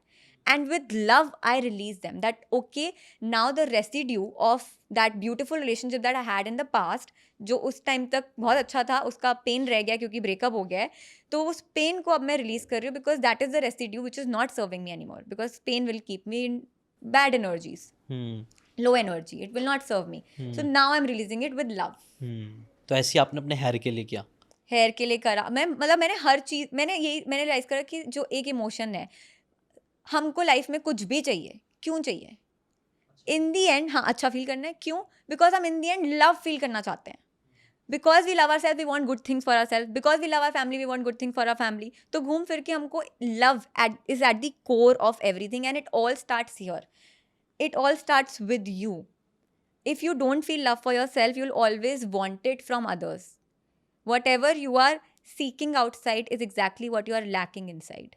तुम्हें किसी का टाइम चाहिए, मतलब तुम खुद को टाइम नहीं दे रहे हो. तुम्हें किसी का प्यार चाहिए, मतलब तुम खुद को प्यार नहीं दे रहे हो. तुम्हें किसी की इंपॉर्टेंस चाहिए, मतलब तुम खुद को इंपॉर्टेंस नहीं दे रहे हो. जो भी तुम्हें किसी और से चाहिए, वो चाहिए इसलिए बिकॉज तुम खुद को नहीं दे पा रहे हो. एंड ये सबसे बड़ी जो चीज़ है, ये होती है रिलेशनशिप में. अच्छा, वैलिडेशन, इंपॉर्टेंस. मुझे मेरे से बात नहीं कर रहा, मेरे को टाइम नहीं दे रहा, सेल्फ डाउट में चले जाओगे, आई am not good enough believe बन जाएगा. तो मतलब ये आप खुद नहीं दे रहे, इसलिए दूसरों के अपन दूसरों से वो फुलफिल करने की कोशिश कर रहे हैं. Your cup is full, you will not go and ask यार पानी भर दे, पानी भर दे. कप खाली है तभी तो बोल रहे हो कि दे दे भाई, मेरे को जरूरत है, मेरे को इस चीज़ की ज़रूरत है. एग्जैक्टली. हम लोग कई बार आंसर्स जो होते हैं हर चीज़ है, कहीं एक्सटर्नल ढूंढने की कोशिश करते हैं. कोई बुक, कोई पॉडकास्ट या कोई इंसान. बुरा नहीं है, देखो ये आपके गार्डन, आपके ज़मीन को गार्डन बनाएगा, वो हेल्प करेगा. बट ये याद रखना कि आंसर्स कभी भी आपको अंदर से मिलेंगे. जो चेंज है वो अंदर से आएगा, ना कि all external. Answers lie with in you.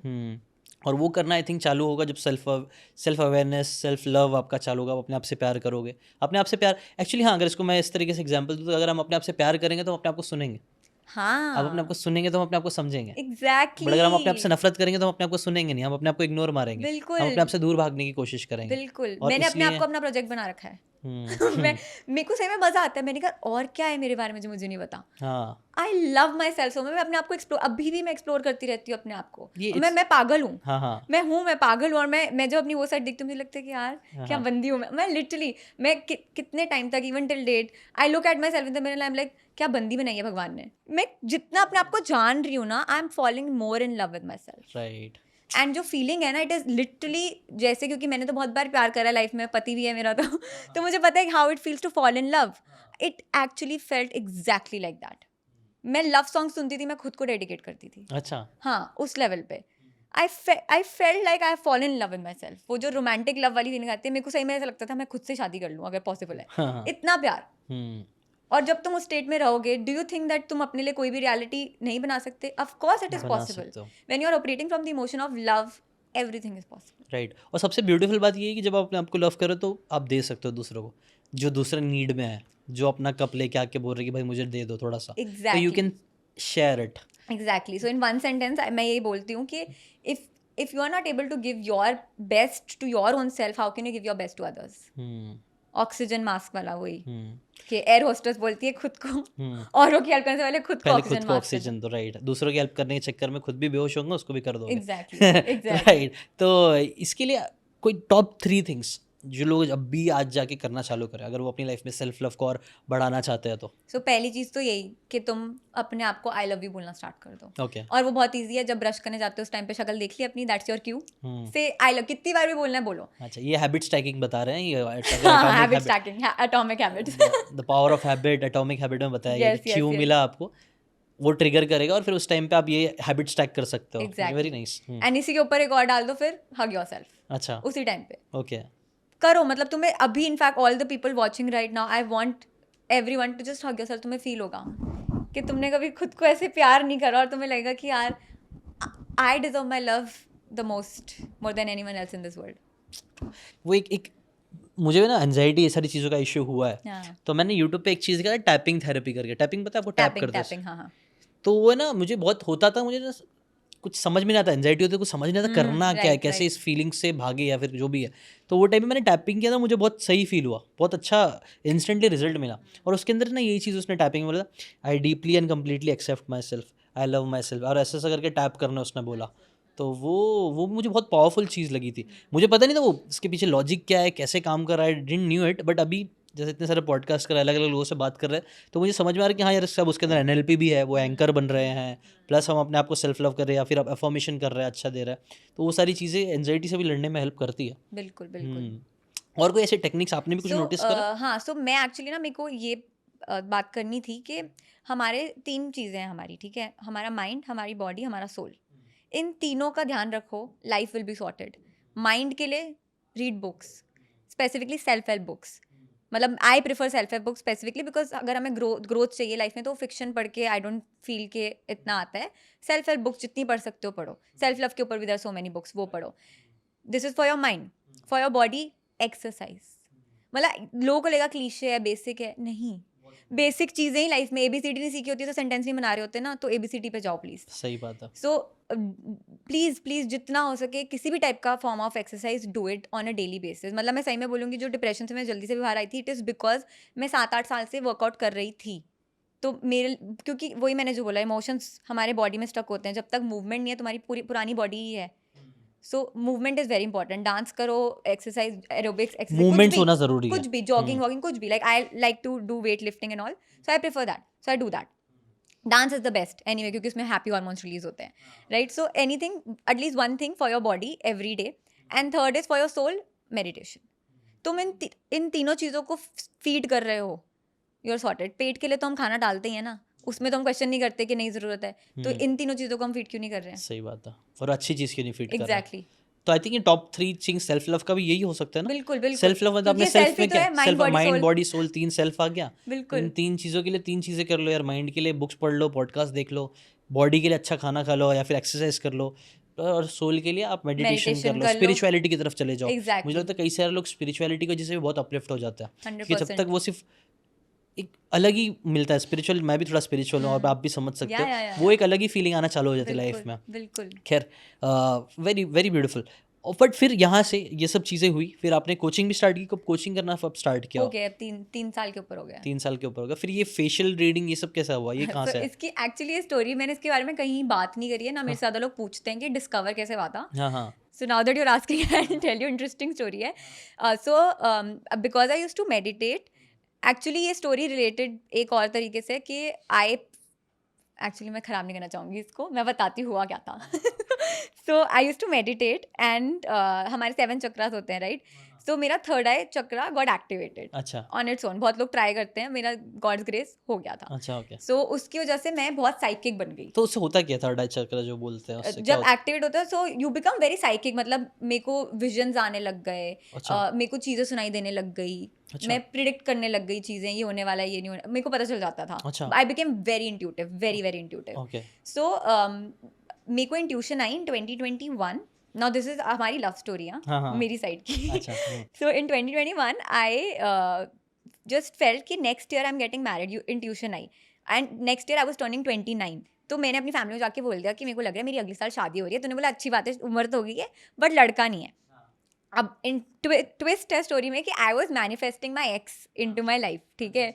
तो मेरे को लगा चलो लड़का तो पता है, और पता चल गया अगले साल शादी हो रही है. अब हुआ क्या, अक्टूबर 2021 में एक न्यूमन रिचुअल था जो मैंने करा था. उसमें I was suppose to sleep with a question जिसका मुझे आंसर क्या जानना था. रिचुअल था ये? एक होता है न्यूमन न्यूमून रिचुअल. अच्छा ओके ओके न्यूमून रिचुअल, ठीक है? So I was suppose to sleep the question in that अच्छा। रिचुअल. और क्वेश्चन भी मैंने चाहती थी मैं कॉन्शियसली लेकर आऊँ, सो आई चैनल्ड, मतलब मैंने कहा इंट्यूटिवली आया क्वेश्चन, वो अच्छा है. हाँ। और आया intuitively, when will I get married? And अच्छा। I was like that's an interesting question. अगर पता चल गया तो. हाँ। फिर I slept that night but कोई आंसर रिसीव नहीं हुआ. हाँ। Next night when I was just about to sleep, I all of a sudden randomly heard a date 13th July. अच्छा और मैंने कहा ये क्या है, ये क्या डेट आई है, सुनाई क्यों दी है मुझे? फिर मुझे याद आया, अरे I asked a question when will I get married, this is the answer, 13 July 2022.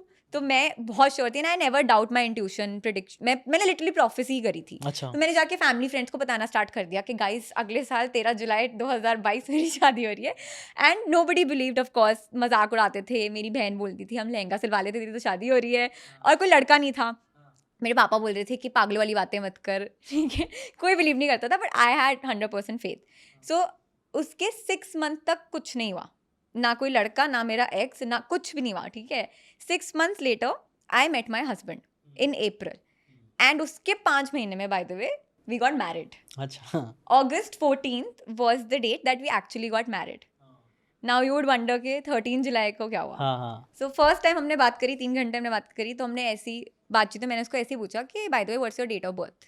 He said 13th July. अच्छा अरे इंटरेस्टिंग स्टोरी या सो तब मुझे लगा it's not the date of the marriage, it's the date of the guy I will marry. अरे तो बस अब ये तो चलो मैंने बता दिया कि जब मेरा हो गया था मैंने कैसे यूज़ करा अपना थर्ड आई एक्टिवेशन जो हुआ, जो साइकिक एबिलिटीज़ हैं.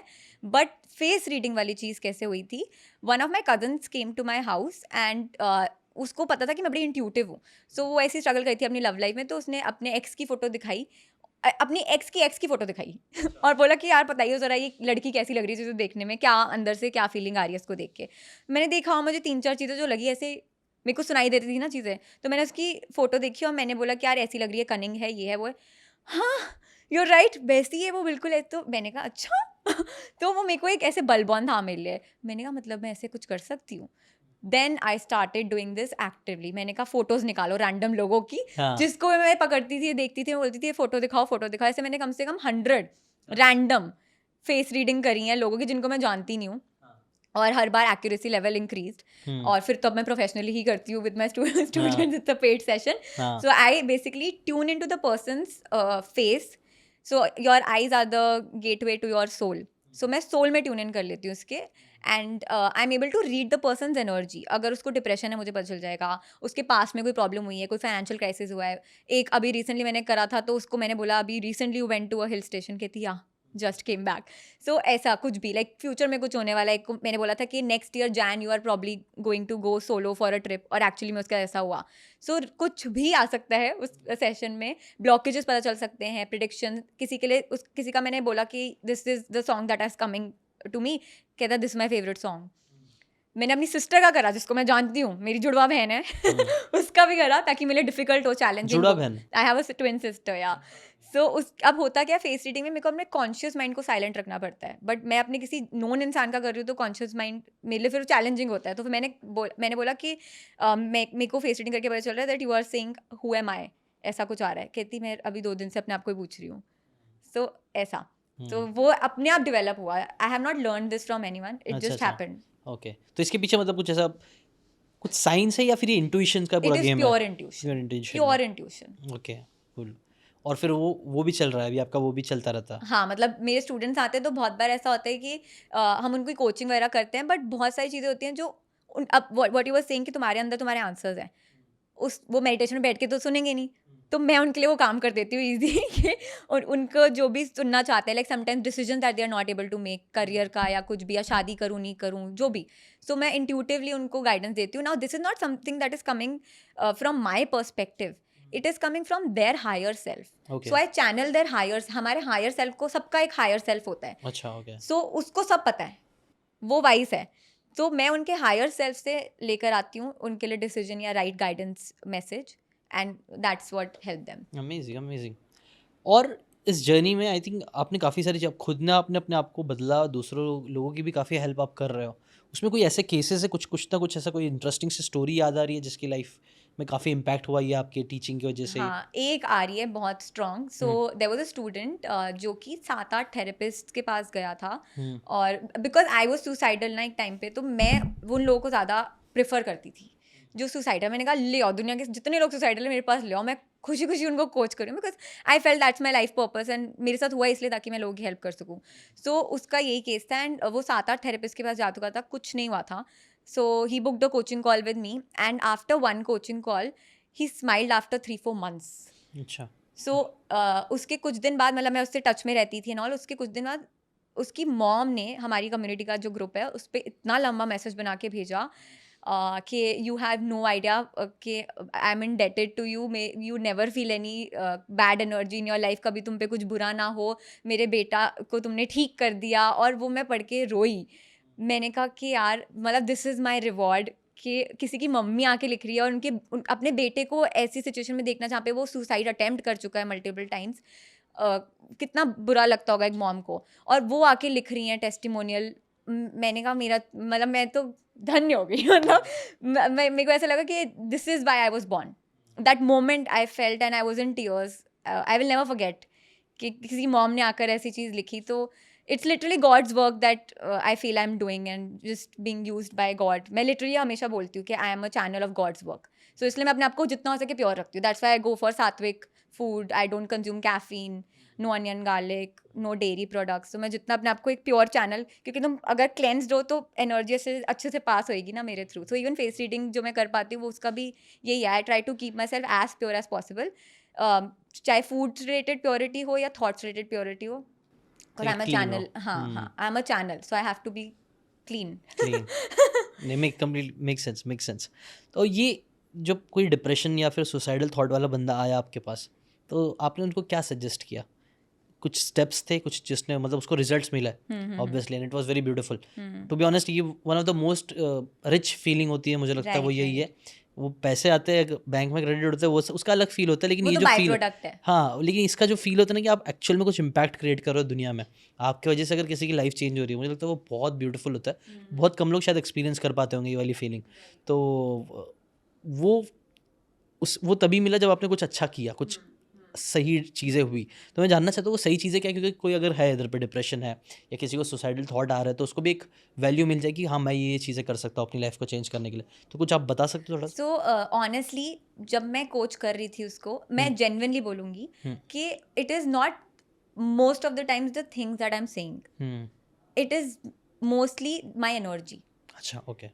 कि वो मेरी एनर्जी में आ जाता है. So I have sort of a healing energy. Okay. तो चाहे मेरी एक बात से उसको इफेक्ट पड़ा हो, बट जो उसको मेजॉरिटी चेंज दिखा, it's by being in my energy for 2 hours. Okay And the way I'm motivating him and telling him things, मैंने उसको टास्क पता है, एक्शन स्टेप जो भी उसका, सो उसका नार्सिसिस्ट अब्यूज रहा है पास्ट में and all of those thing, तो उससे मैंने 2-3 चीज़ें उसको हीलिंग वगैरह करने के लिए बोला, मेडिटेशन करने को बोला, वो तो मैं वैसी लाइक मेरी अपनी खुद की जर्नी वैसी रही है, सो वो सब मैंने सजेस्ट करा, he did that, but by being in my energy he felt healed. And ऐसे मेरे को फीडबैक भी आया है अच्छा. मेरे स्टूडेंट से कि आपकी इससे बात करके हीलिंग हो जाती है. So it is that also. And honestly जो भी यहाँ पे लोग देख रहे हैं जो सुसाइडल या डिप्रेस्ड है, मेरी खुद की, मैं एक प्रूफ हूँ तुम्हारे सामने. ये मेरी खुद की जर्नी ऐसी रही है कि मैं इधर से निकल के इधर आ चुकी हूँ. तो मैं यहाँ पे मैं कोच नहीं कर सकती, मैं कुछ एक्शन स्टेप दूंगी, मुझे पता है लोग फॉलो नहीं करेंगे सुसाइडल में, क्योंकि एनीवे यू आर होपलेसनेस है ना. तो मैं यहाँ पे बस एक चीज़ बोल सकती हूँ, I can give you hope by just me. तुम्हारे सामने मैं जिंदा बैठी हूँ, ये तुम्हारे लिए होप है कि हाँ पॉसिबल है. चेंज एवरीथिंग, यार my life right now, I am literally living my dream life. I have a beautiful husband, beautiful family, I live in a beautiful house, I drive a luxury car. कैसे हो गया ये? तो मैं proof मिल गई ना, और हम तो ह्यूमन बींग्स तो लव प्रूफ्स. राइट. सो तो ये आपकी स्टोरी एक इंस्पिरेशन, एक लेसन है जो लोगों को लेके जाना चाहिए, जो उनको होप देगा. बिकॉज डेविड गॉगिंस भी ना कांट हर्ट में बुक में बोलते हैं इंसान 2-3 तरीकों से अपनी लाइफ को चेंज करता है, either through study, either through habits and stories. तो स्टडी मतलब क्या आप पढ़ रहे हो, आपकी क्या आदत है, स्टडी करके आप बदल सकते हो, हैबिट से अपने आप को बदल सकते हो, या किसी की स्टोरी से आप अपने आप को बदल सकते हो. 100%. तो वो जो पूरी बुक है वो डेविड गॉगिंस की स्टोरी है, जो जिसने कई सारे लोगों की लाइफ में इम्पैक्ट क्रिएट किया है. और कहते हैं आपकी भी जो पूरी स्टोरी है वही सबसे मेन है, जो शायद से होप भी बनेगा, जो लोगों को एक्शन लेने के लिए हेल्प करेगा. So true. सो अभी से पहले मैंने भाई के साथ पॉडकास्ट किया था, उनका पर्सपेक्टिव रिलेशनशिप के बारे में जाना. अभी हमने सोलली ज़्यादा सेल्फ लव ये सब चीज़ के बारे में बात करी, I think which is very important for relationship also. Right. तो इसका रिलेशनशिप पे कैसे इम्पैक्ट पड़ता है, और क्या प्रॉब्लम्स आप देखते हो कि रिलेशनशिप में लोगों को हो रही है? सो पहली चीज़ तो कि जो हमने बात करी थी कि you can not fill someone else's cup, तुम्हारा अगर भरा नहीं हुआ, राइट. सही बात सो जब तुम रिलेशनशिप में जाते हो, चाहे रिलेशनशिप हो या मैरिज हो, सो अगर तुम एक लैक स्टेट से जा रहे हो जहाँ पे तुम अपना खाली कप लेके गए हो, तो तुम्हें हमेशा ये लगेगा कि यार इनफ भर ही नहीं रहा, क्योंकि तुम लैक स्टेट से गए हो. तो you will always want more time of your partner, उसका ज़्यादा प्यार चाहिए होगा, वैलिडेशन चाहिए होगी, पूरे टाइम ज़्यादा चाहिए होगा, and it will never feel enough. I am sure जो लोग देख रहे हैं दे विल रेजोनेट कि कितना भी प्यार मिले, कितनी भी इंपॉर्टेंस मिले, केयर मिले, तुम्हें कभी लगेगा ही नहीं कि यार इनफ हो गया, क्योंकि तुम्हारा खुद का कप फुल नहीं है, राइट. सो जब तुम एक रिलेशनशिप में जाते हो, सेल्फ लव अगर तुम करते हो खुद से, तो तुम्हारे लिए वो जो भी अब तुम्हारे पार्टनर से मिल रहा है, it becomes a bonus. And everyone loves bonus, right. So हमेशा वो एक बोनस की तरह आना चाहिए. वो ये नहीं है कि यार मेरी लाइफ में प्यार नहीं है, मेरे को एक पार्टनर चाहिए जो मुझे प्यार करे. बहुत गलत पर्सपेक्टिव है ये. So self love helps a lot in a fulfilling relationship in this way कि तुम दोनों अपना कप फुल करके लाए हो, और फिर तुम दोनों इतना बड़ा जार भर दिया और एक दूसरे को शेयर एग्जैक्टली. बट यूजुअली लोग इसको उल्टा करते हैं. यूजुअली लोग सोचते हैं कि नहीं, ये मेरा पार्टनर है, यही मुझे खुश रखेगा या रखेगी, यही मेरे लिए सारी चीज़ें करेगा या करेगी. मैंने नोटिस किया कई बार ऐसा होता है ना कि हम पूरा जो अपनी लाइफ का कंट्रोल है या फिर अपनी लाइफ की हैप्पीनेस है या हर चीज़ जो हमारी है, हम वो सामने वाले के हाथ में दे देते हैं, चाहे फिर वो हमारे इमोशंस हो. और फिर प्रॉब्लम क्या होता है कि भाई आप अपने इमोशन सही से संभाल नहीं पाते हो, आपने दूसरों को दे दिया है, तो वो क्या ही संभाले. एग्जैक्टली. सही बात है. हाँ. कि तुम एक दूसरे से एक्सपेक्ट कर रहे हो. हाँ. और कितने बार तो केसेस क्या है, अरेंज मैरिज, उसको दे दिया तुमने, स्ट्रेंजर है वो, तुम्हें जानता ही नहीं है.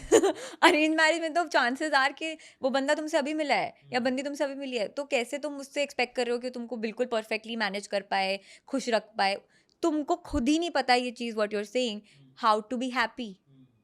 तुम्हें खुद एक्चुअली, अगर मैं यहाँ पे बोलूँ ना, ऑडियंस बैठकर लिखो कि what makes you happy, people will struggle writing a list of 10 things what makes you happy. Right. So if you don't know this, how can you expect that new person in your life to do that? Very powerful.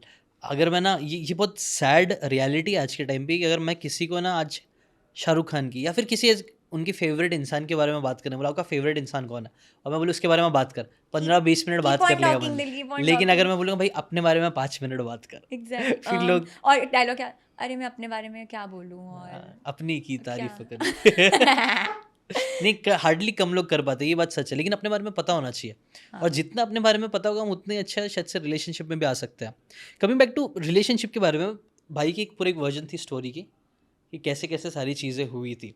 अब उसमें मैं चाहता हूँ कि और बताओ उसमें क्या क्या बात आपको सही लगी थी, क्या ये ऐसा ऐसा हुआ था जितनी चीज़ें भाई ने बताए थे हाँ. कि रिलेशनशिप में तो हाँ हुआ था, जो उसने पूरा बताया कि एक्चुअली वो जो उसने मेरे साथ गेम खेली है ना वो 100% बैंग ऑन करेक्ट है. He used to play mind games with me and the best part about that was I was aware that I am being played, but still I used to fall for it. That is the beauty of the games that he play. तो confidence पसंद आया तुमको? क्या सबसे अच्छा क्या लगा उनमें? जो चीज लगी कि नहीं यार ये बंदे से मैं शादी करूंगी इसलिए, क्या 13 जुलाई. हाँ मतलब हाँ वो एक्चुअली में वो था. हाँ. बट तो फर्स्ट डेट पे आया, लेकिन वहां तक पहुंचने के लिए भी तो बहुत सारी चीजें पहले हुई होगी ना. हाँ, कि वो क्वेश्चन कब आया था? डेट पे आया था कि शादी वाला? नहीं डेट ये जो 13 जुलाई आया था. नहीं ये तो बिफोर मीटिंग हिम ना. I knew. अच्छा. मैं इसको जानती नहीं थी जब मेरे को 13 जुलाई पता था. अच्छा. हाँ, so 6 months before even meeting him I predicted his date of birth. नहीं वो समझा मेरे को. हाँ. बट ये उनसे कैसे कब मालूम पड़ा आपको? उन्होंने कब बताया कि मेरी date of birth? First time we spoke on call. अच्छा फर्स्ट टाइम कॉल पे ही मालूम पड़ गया. मैंने उसको बता दिया कि यार मैंने ऐसे डेट लिखी हुई थी, मुझे लगा एक्स है, ये है वो है. तो इसको स्टार्टिंग से पता है, इसकी नोज एवरीथिंग, मेरा पूरा पास्ट का जो भी था. हमने काफी अच्छी उसमें बात कही थी. फर्स्ट थिंग जो मेरे को रियलाइज हुई कि we both were very comfortable talking to each other. So first time इन्होंने जब अप्रोच किया, मैंने इनका साइड का स्टोरी सुना है ना. फर्स्ट टाइम इन्होंने अप्रोच किया, इवेंट था. हाँ नहीं हम लोग फिजिकली नहीं मिले थे. अच्छा. हम लोग एक कम्युनिटी में ही मिले हैं बट वर्चुअली. अच्छा वर्चुअली. एंड एक्चुअली मैंने इसको टेलीग्राम पे मैसेज करा था. हम टेलीग्राम पे मिले हैं. अच्छा टेलीग्राम पे मिले थे. तो मैंने इसको पूछा कि इसने अपना कोई पोस्ट करा था कुछ अपना success story, and I used to reach out to people for business advice and all. और मैं 2.5 साल से सिंगल थी, मेरे को किसी लड़के में कोई इंटरेस्ट नहीं था. इवन जब मेरी लाइफ में आया था मैं इसको रोमांटिकली बिल्कुल उस वे में नहीं देख रहे थे. बिल्कुल भी नहीं. सो मेरे को सिर्फ बिजनेस एडवाइस चाहिए थी. इसने लेकिन मेरे को पहले चेकआउट करा हुआ था. और he sort of had a not exactly a crush but he found me cute. हाँ तो इसको लगा, लेकिन मैं कम्युनिटी की कोई कोर टीम मेंबर हूँ इसलिए इसने मेरे से पंगे नहीं लिए. बट फिर बाद में इसको मैंने बोला कि मैं तो खुद ही यहाँ पे स्टूडेंट हूँ. और फिर हमारी बातचीत हुई तो इसने एग्जैक्टली वो जो मैसेज बताया कि इसने बोला let's get on a call tomorrow. तो फिर मैं तो ओपन थी क्योंकि मेरे को तो बिजनेस की बातें करनी थी, बट इसका इरादा कुछ और था. मुझे नहीं पता था वो. और फिर मैंने बोला जूम कॉल करते हैं बिकॉज मेरे को प्रोफेशनल मीटिंग करनी थी. इसने बोला हाँ नहीं मैं जूम कॉल नहीं कर सकता, मेरे घर पे कंस्ट्रक्शन चल रही है पता नहीं क्या, कॉल पे बात करते हैं. अब उसमें भी उसकी माइंड गेम क्या था दैट इसको मेरे अंदर क्यूरियोसिटी पैदा करनी थी कि यार अगर मैंने इसकी फोन पे आवाज सुनी तो मेरे दिमाग में पूरे टाइम चलेगा ये दिखने में कैसा है, जब ये ऐसे बात कर रहा है तो कैसा लग रहा है. अच्छा आपने देखा नहीं था इनको? फोटो देखी थी बट एक होता है ना हाँ वीडियो वगैरह कुछ नहीं, रील वगैरह थोड़ी बहुत देखी थी. बट सामने बंदा तुमसे बैठ के बात करे तो अलग होता है ना. तो वो दिमाग में चलता था मेरे, तो इसको सब पता था. And women are curious cats, वो सब he knew the strategy. So इसने मेरे से फोन पे 3 घंटे बात करी. एंड उसमें भी इसकी एक अलग स्ट्रैटेजी होती थी कि हस का वॉइस क्या बोलते हैं, हस्की वॉइस ना, उस आवाज में बात करता था मेरे से. तो अच्छी लगती थी आप? हाँ अट्रैक्टिव लगती थी. तो वो मेरे को क्या, वो हर लड़की को अच्छी लगेगी कोई भी लड़का ऐसे बात, आवाज में जब कोई बात करे, अमिताभ बच्चन टाइप. या सो एंड वो बीच बीच में ऐसे कर रहा था. फिर इसने मेरे को ऐसी मजाक में एक वर्ड जिससे मेरे को एक्चुअली पसंद आया था, वो nobody ever like people have tried to flirt with me and all of those things. लड़के लाइन वाइन मारते रहे मेरे पे हमेशा से. किसी ने मुझे ये वर्ड नहीं बोला, क्यूटनेस. या ही सेड हाय क्यूटनेस या थैंक यू क्यूटनेस. कुछ अलग था, डिफरेंट था. मैंने कहा क्यूटनेस अच्छा है. बट हाँ फिर उतना ही. फिर अब अच्छा मुझे लगा था इसकी फोटो देख के कि ये 2 बच्चों का बाप है. और इसको सेम लगा था कि मैं बच्चों की माँ हूँ, पता नहीं क्या. तो ऐसा लगा था. अब इसको तो हॉट लगती है, बच्चों की माँ जैसी शक्ल है. इसको ये चीज अच्छी लगती है. और मेरे को फर्क पड़ नहीं रहा था. तो फिर जब मेरे से फ्लर्ट कर रहा था तो because he was a dating coach, मैंने कहा what else to expect, flirt तो करेगा ही. फिर जब इससे मैंने प्रॉपरली डिटेल में बात करी, इसको थोड़ा समझा, तो मुझे लाइक इसका भी पास्ट में हार्ट ब्रेक वगैरह रहा है और he is not a Casanova और एनीथिंग, जो मुझे ऐसा लगा कि होगा. अच्छा क्योंकि डेटिंग कोच है. बट फिर मैंने कहा इसका तो मिशन ही बहुत अच्छा है कि wants to help men become their better version, ताकि वो लड़कियों को अच्छे से ट्रीट कर पाए. मैंने कहा ऐसे लोगों की तो कमी है, अच्छी बात है जो तू कर रहा है काम. So what you are asking ना कि मेरे को इसकी सबसे अट्रैक्टिव चीज़ क्या लगी, that he is a dating coach. Okay. And he is not a CA now, he is a CA turned dating coach. Okay. So he was a CA. अगर वो CA प्रैक्टिस कर रहा था तो मैं हाथ जोड़ लेती. क्यों? मैं आई एम नॉट इनटू नर्ड्स. यहाँ पे बहुत सारे CEO को बुरा लगे. CA बोलेगा ऐसा हमने क्या गलती की है. बिकॉज मैं एक तो मैं अकाउंट्स में बहुत ही बुरी थी हाँ हाँ तो हाँ, एंड लॉ वॉ ये सब मेरे को नहीं समझ आता, तो मैं उस लेवल पे शायद मैच नहीं कर पाऊँ सीए के साथ। बट वो डेटिंग की बातें कर रहे हैं, रिलेशनशिप की बातें कर रहे हैं, लड़कियों की बातें कर रहे हैं, तो आओ बातें करेंगे हम बातें करेंगे हमारे बारे में। तो एंड हमारी सिमिलर स्पेस भी थी, and that's why I reached out to him, because मैं सेल्फ लव सिखा रही थी, रिलेशनशिप ही वो मेजर नीश जो है रिलेशनशिप ही है, रिलेशनशिप विद सेल्फ, एंड वो था रिलेशनशिप विद गर्ल्स, इसका niche. So that's how we connected. तो जो उसने बताया मेजरली, हाँ वो सारी स्ट्रैटेजीज उसने यूज़ करी है, टेक्निक्स यूज़ करी है मेरे पे, हमें बहुत बैक एंड फोर्थ होता था, रेजिस्टेंस थी मेरी साइड से बिकॉज ऑफ माई एक्स। तो मैं उसको वो कह रहा था ना कि आती थी जाती थी, आती थी जाती थी, वो यही रीज़न था कि मैं ऐसे बात करती थी, मुझे गिल्टी लगता था, मैं चली जाती थी फिर। अट्रैक्टिव ये लगा कि ये डेटिंग कोच सबसे ज्यादा अट्रैक्टिव क्या लगा कि यार ये बंदे से और मतलब वो जा रहे क्यों थे, और जा रहे क्यों थे वो तो समझा एक्स की वजह से, हाँ हाँ, आ रहे क्यों थे? क्योंकि वो गेम खेलता था ना मेरे साथ क्योंकि वो मेरे को चेज नहीं कर रहा था। मैंने कहा how dare you not chase me. हाँ वो कौन है जिसने बू को पढ़ क्या मुड़ के नहीं देखा? मैंने कहा पू कि हाँ कौन है वो, मैं एक्चुअली पू ही हूँ कौन है वो जिसने मुझे दोबारा मुड़ के नहीं देखा, हु इज ही, वो यही निकला तो जब वो मेरे को रिप्लाई नहीं करेगा या मेरे से बात नहीं कर रहा, तो मेरे दिमाग में कॉन्स्टेंटली ये थॉट चल रहा है, if he likes me, if he was interested in me, why is he not texting me, why is he not calling? आप सोच रहे थे 100%। और फिर इट वर्क्स। और फिर जब मैं सोच रही हूँ तो मुझे और गुस्सा आता है कि मैं सोच क्यों रही हूँ, मुझे उसमें इंटरेस्ट नहीं है, तो फिर मैं क्यों सोच रही हूँ, और वो मेरे को इंटरेस्ट नहीं दिखा रहा, तो मुझे क्या फर्क पड़ रहा है उसमें? बट आप सोच रहे हो उसके बारे में ही हो। तो तुम फंस गए तुम अपनी गेम में फंस गए, उसने फंसा लिया। तो वो हुआ और वो काफी टाइम चला, बट इतना लंबा भी नहीं चला क्योंकि 5 महीने तुम्हारी शादी हो गई। So we were very sure. तो हम जब मिले भी तो हम मेरे को इमीडिएटली सोलमेट कनेक्शन, मैंने कहा यार इतनी मैंने तपस्या करी है, मेडिटेशन करी है इतना कर, और मुझे भगवान पकड़ाएंगे कोई लड़का लाइफ में तो वो सोलमेट टाइप ही होगा, मतलब सोल कनेक्शन ही होगा, past life connection. So I felt that because बहुत फेमिलियर फील हुआ इसके साथ, और बिल्कुल भी अनकंफर्टेबल फील नहीं हुआ, और हमारी केमिस्ट्री ऐसी थी, पैशन सा फील होता था। सो उसकी वजह से मतलब 5 महीने में वी गॉट मैरिड। अप्रैल में हम मिले, अगस्त में शादी हो गई। आई थिंक वो फील, वो आपने बोला ना मैं डायरेक्टली तू से बात करना स्टार्ट कर दिया एकदम दोस्त जैसा, तो डायरेक्टली तुम इनर सर्कल में आ गए शायद, तो ये लगता है सच में लॉजिक है। सो अबाउट दैट आल्सो, मैं बाय चांस खुद ऐसी हूँ अच्छा कि आई लाइक तू करके बात करना विद मेजॉरिटी ऑफ पीपल। बहुत कोई बड़ा तो मैं आप प्रेफर करूंगी, बट मैं तू वाली ही हूँ, क्योंकि मेरा ये वाला गोल नहीं है कि मेरे को किसी के इनर सर्कल में घुसना है, आप लाइक करती हूँ तो आई जस्ट फील कि यार एक कि मेरे को, because I am a Gemini, I am a very friendly person, तो मुझे लगता है कि यार मैंने एक बैरियर ब्रेक कर दिया तुमसे तू करके जब मैं बात कर रही हूँ, बिकॉज लाइक ही सेड कि फ्रेंड्स जो होते हैं तुम्हारे क्लोज, वही तुमसे ऐसे बात करते हैं, राइट? तो मैं अज्यूम कर लेती हूँ कि मैं तुम्हारी फ्रेंड हूँ जब मैं तुमसे बात कर रही हूँ, so you have a friendly nature. Yes, so मैं तू वाली हूँ। तो उसने जब मेरे साथ करा तो मेरे को पसंद आया, क्योंकि मोस्ट मेन जो वो कह रहा था दे प्रेफर आप या बहुत ही ओवर रिस्पेक्ट। तो लड़कियों को ना, उन लड़कों को लगता है कि लड़कों को ये अच्छा लगता है, बट मैं अपने पर्सपेक्टिव से बता रही हूँ कि तुम्हें लड़कियों को लगता है कि यार इतनी रिस्पेक्ट क्यों दे रहा है भाई तो जानता भी नहीं है। हाँ, तो पहली बार तो बात एग्जैक्टली तो फिर वही जो टिपिकल नाइस गाय फीलिंग आती है उससे, एंड इनिशियली अट्रैक्टिव लग भी सकता है, बड़ा स्वीट्स है, बट फिर वो स्पाइस नहीं होती मतलब उस चीज में। वो नाइस गाय का इसलिए अच्छा नहीं लगता क्योंकि वो जेन्युइन नहीं होता है, या फिर लॉन्ग टर्म नहीं होता है। So what he also teaches, मैं बताती हूँ, सो ही टीचेस कि a nice guy, then there is a bad guy, then there उसके बीच में एक परफेक्ट बैलेंस है, genuine guy. I like genuine guy. मतलब हमें पता नहीं है, कॉन्शियसली नहीं पता होती है चीज, बट तुम्हें दोनों ही चाहिए।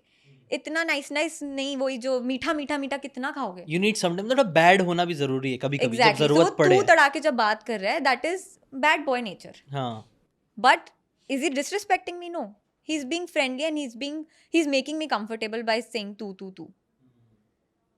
तो लड़कियों को लड़कियां नहीं सोचती कि कितनी बदतमीजी से बात कर रहा है, तू कैसे बोल दिया? नहीं, मजा आता है हमको। या मुंह पे बोल भी रहे होंगे ना अपने दोस्तों को, डीप डाउन हमें अट्रैक्शन हो रही होगी उस चीज से। समझ रहा। और कौन सी बात उनकी बहुत अच्छी लगी तुमको जब जब वो कि यार इससे शादी करना तो मतलब बड़ी बात होती है यार। आपने मतलब चलो डेट किया, तू तड़ागा, दोस्ती वाली फील आई, बट वो दोस्ती वाली फीलिंग से हस्बैंड बनाना कैसे, वो क्या चीज ने ट्रिगर किया? सो आई थिंक जो इसकी सबसे सही चीज मुझे लगी, that he was very clear कि उसको मेरे साथ रहना है, मतलब he wants to be with me, कि वो ऐसा फ्लेकी नहीं था। और अगर मैं उसको रिजेक्ट भी कर रही हूँ ना, तो भी वो श्योर दैट कि मतलब तू अगर, जैसे मैं उसको फ्रेंड जोन करने की कोशिश कर रही थी या कुछ भी कर रही थी, तो ही वॉज वेरी श्योर कि नहीं, तू मुझे नहीं कर सकती है फ्रेंड। या और उसने लिटरली मुझे लिखता था, I want to flirt with you. फिर उससे मैंने कहा तेरे को तुझसे फ्लर्ट, मैं हैरान, मैंने कहा कोई लड़का मुझे ऐसे कैसे बोलता है just want to flirt with you. मैंने कहा do want to be in a relationship with me, do you want to be with me, do you like me? No no no, I just want to flirt with you. मैंने कहा ये कैसा लड़का है, ये कैसा. हाँ, स्टार्टिंग में वो ऐसे बोलता था. मैंने कहा इतनी क्लैरिटी कि इसको सिर्फ फ्लर्ट ही करना है और कुछ नहीं करना है. तो वो क्लैरिटी वाज वेरी अट्रैक्टिव. हर स्टेज ऑफ आर रिलेशनशिप जो हमारा इवॉल्व हो रहा था, ही वॉज वेरी क्लियर कि अब मुझे फ्लर्ट करना है, अब मैं तेरे को पसंद करता हूँ, अब आई वॉन्ट यू, अब I want to date you, अब I want to marry you. तो वो एक से स्टेज दूसरे स्टेज में थे वो सो मच क्लैरिटी. तो मैं बहुत ज़्यादा इसको ट्रस्ट करती थी कि तू अगर ये बोल रहा है तो तुझे वही चाहिए, और अगर तुझे वो चाहिए तो मेरे को वो चाहिए. तो that's how then it just happened. And हम मिले, हम साथ रहे 2-3 दिन. अब ये लाइव हो चुका है, मम्मी पापा देख लेंगे. 7 दिन हम साथ में थे आई थिंक. हाँ, उसके बाद तो मतलब पता ही चल गया कि यार he is the one, and उसको लगा शी इज़ द वन. तो फिर हमने कहा क्यों टाइम वेस्ट करना. जैसे मेरी फैमिली ऑपोजिट, मैं 29 की हो गई हूँ और मेरे पापा स्पेसिफिकली बोल रहे हैं क्या करेगी अभी शादी करके, जान ले डेटिंग कोच है, उसको तो डेट करना चाहिए, वो शादी क्यों कर रहा है तेरे साथ. उल्टा हो रहा है. तो मैंने यही बोला कि यार हमने पता ही है जब इससे शादी करनी है तो वेट करके, हम तो अपने सारी जो अच्छी लाइफ जीनी है हमने शादी के बाद उसको डीले कर रहे हैं ना. जानना तो है, पूरी लाइफ ही जानते रहेंगे, अभी मैं जान ही रही हूँ उसको. सो वो शादी के बाद भी हो जाएगा. But please let's move on, let's make this decision and get done with it. Because even in that age also. और उसकी फैमिली थोड़ी, because he is from Bathinda, तो उसकी फैमिली के लिए मैं बहुत ही 29 लाइक बहुत बुढ़ी हूँ मैं. तो इसलिए मेरे को वो भी प्रेशर था. मतलब मैं तो ओके थी 30 के बाद भी कर लूँ, बट हम दोनों एक्चुअली एक दूसरे से दूर नहीं रह पा रहे थे. अच्छा. हाँ, एंड ये भटिंडा में था, सो अट्रैक्शन इतना अट्रैक्शन दोनों की तरफ से था. So he moved for me to Delhi. मैं दिल्ली में थी, तो ये मेरे लिए भी मूव फॉर मी. अपना सब बिजनेस साइड रख के वो भटिंडा से शिफ्ट हो गया मेरे लिए. और फिर 1.5 महीने में मेरे पेरेंट्स ने बोला कि तुम एक दूसरे को जानो तो सही, बात तो करो एक दूसरे के साथ कि तो एक्चुअली शादी करनी है कि नहीं. हमने वो किया, और मेरे घर वाले उससे भी वो कॉन्स्पिरेसी बना ली हमने कि वो उससे भी ट्रिगर हो गए कि तू कुछ ज़्यादा ही साथ में है. वो बैकफायर कर गया उनके लिए. और फिर उन्होंने इनकी शादी करा के ही छोड़ो, फिर अब करवा देते हैं. तो ऐसा हुआ था. बट सब सही हुआ ना, सब अच्छा लगा सब. मतलब इट वाज थोड़ी बहुत तो आती हैं रेजिस्टेंसेस आल्सो. क्या चीजें नहीं अच्छी लगी इनकी, मतलब क्या चीज कुछ नहीं अच्छी जब वो लगी? कर रहे सब कुछ ऐसा कुछ था हाँ, जो अच्छी नहीं लगी? वो बहुत नहीं है, थोड़ी बहुत. एक तो ड्रेसिंग सेंस. हाँ, वो तो मैं इसको 10 बार बोल चुकी, बेचारा अब सुन के शायद बुरा लग रहा होगा इसको. बट हाँ, कैमरा नहीं, वरना मैं दिखाता सर. so उसको मैंने बोला भी कि first time when I met him I wasn't physically attracted to him. He knows that, and that is why next day मैं उससे मिली ही नहीं. और उसको बुरा भी लगा. और फिर वही जो उसने पूरा बताया था स्टोरी के, मैंने उसको कॉल किया, मैं करे जा रही थी, मेरे को बुरा लग रहा था उसके लिए कि मेरे को जो बंदी रिजेक्ट करती है उसको बुरा लगता है ना. रिजेक्ट कर उसको तो लगता है, ये जो कर रही है उसको बुरा लगता है. और मेरे को पसंद तो था ये समवेयर, बट मैं फिजिकली अट्रैक्टेड नहीं थी उसमें. मैं मेंटली उससे बहुत अट्रैक्टेड थी. I felt that connection, and 13 July was a big factor. So ये वाला था कि मेरे को लगा कि he needs to work on his looks. But मैंने उसमें स्कोप देख लिया था कि मैंने कहा शक्ल वकल तो अच्छी है इसकी, चश्मे उतरवा देंगे इसके, कपड़े थोड़े 4-5 खरीद के अच्छे से पहना देंगे, सेट हो जाएगा. बट मतलब मैंने भी अपने ऊपर बहुत, मैं थी उस टाइम पे सही थी, बट मैंने भी, मेरा भी बहुत इवॉल्व हुआ है dressing sense and everything and how I look now. So वो दोनों का ही चला. इसका बहुत ज्यादा मेजर है. इसके स्टूडेंट्स भी बोलते हैं तो बनियान में बैठ के अपने सेशंस ले रहा होता था. अभी बहुत प्रोफेशनली मतलब करता है और काफी इसका इम्प्रूव हुआ है. तो वो एक हल्का सा लड़की आ जाती है तो थोड़ा हो ही जाता है. नहीं, अच्छा, थोड़ा एक दोनों एक दूसरे के रिलेशनशिप में कि वो एक दूसरे को हम इम्प्रूव कर रहे हैं, और जहाँ पे भी हम लैग कर रहे हैं. नहीं, वो ब्यूटीफुल, व्हाट इंटरेस्टिंग. ये मजा है, इनका पर्सपेक्टिव देखना मजा है. अच्छा, और इनके साथ तो चलो बात बन गई, सब कुछ अच्छा हो गया, बट कई सारे ऐसे भी लोग हैं जिनको आपने रिजेक्ट किया, और क्या क्या वो रीजन होते ताकि जो कई सारे लोग गलती कर रहे होंगे, आप गिना सकते हो कि भाई ये तो मत करो प्लीज, ये मत करो, ये मत करो, ये मत करो, ऐसा. क्योंकि ये जैसे इनका जो था, चलो आपको ड्रेसिंग सेंस नहीं पसंद है, बट इट्स वेरी टेम्पररी वो, लेकिन कुछ चीजें आपकी लोग नो यार ऐसे लोगों को तो नहीं करना चाहिए. तो वो क्या नो होता है जो लड़की को डायरेक्ट टर्न ऑफ करता है कि अब तो बात ही नहीं करनी. सो इसके केस में ऐसा ऑनेस्टली कुछ नहीं था कि बिल्कुल नो, कि डील ब्रेकर या रेड फ्लैग, ऐसा नहीं था. But I have been hit on by man जो कि उल्टी सीधी हरकतें करते थे. सो एक तो बाई चांस इसके आने से 2-3 महीने पहले की बात है कि एक लड़का था जो दोस्त था, मतलब ऐसे ही, मैं रेगुलरली बात नहीं करती थी उससे, मुझे किसी ट्रिप पे मिला था. तो उसने मुझे आउट ऑफ नो वेयर ही जस्ट सेड कि हम भी अकेले तुम भी अकेले, डेट करते हैं एक दूसरे, कुछ ऐसे में कि क्रीपी सा कुछ उसने लाइन मारी मेरे को, हाँ, okay. और मैं ऐसे पुट ऑफ हुई, मेरा मन करा उस टाइम पे उसको ब्लॉक कर दूं।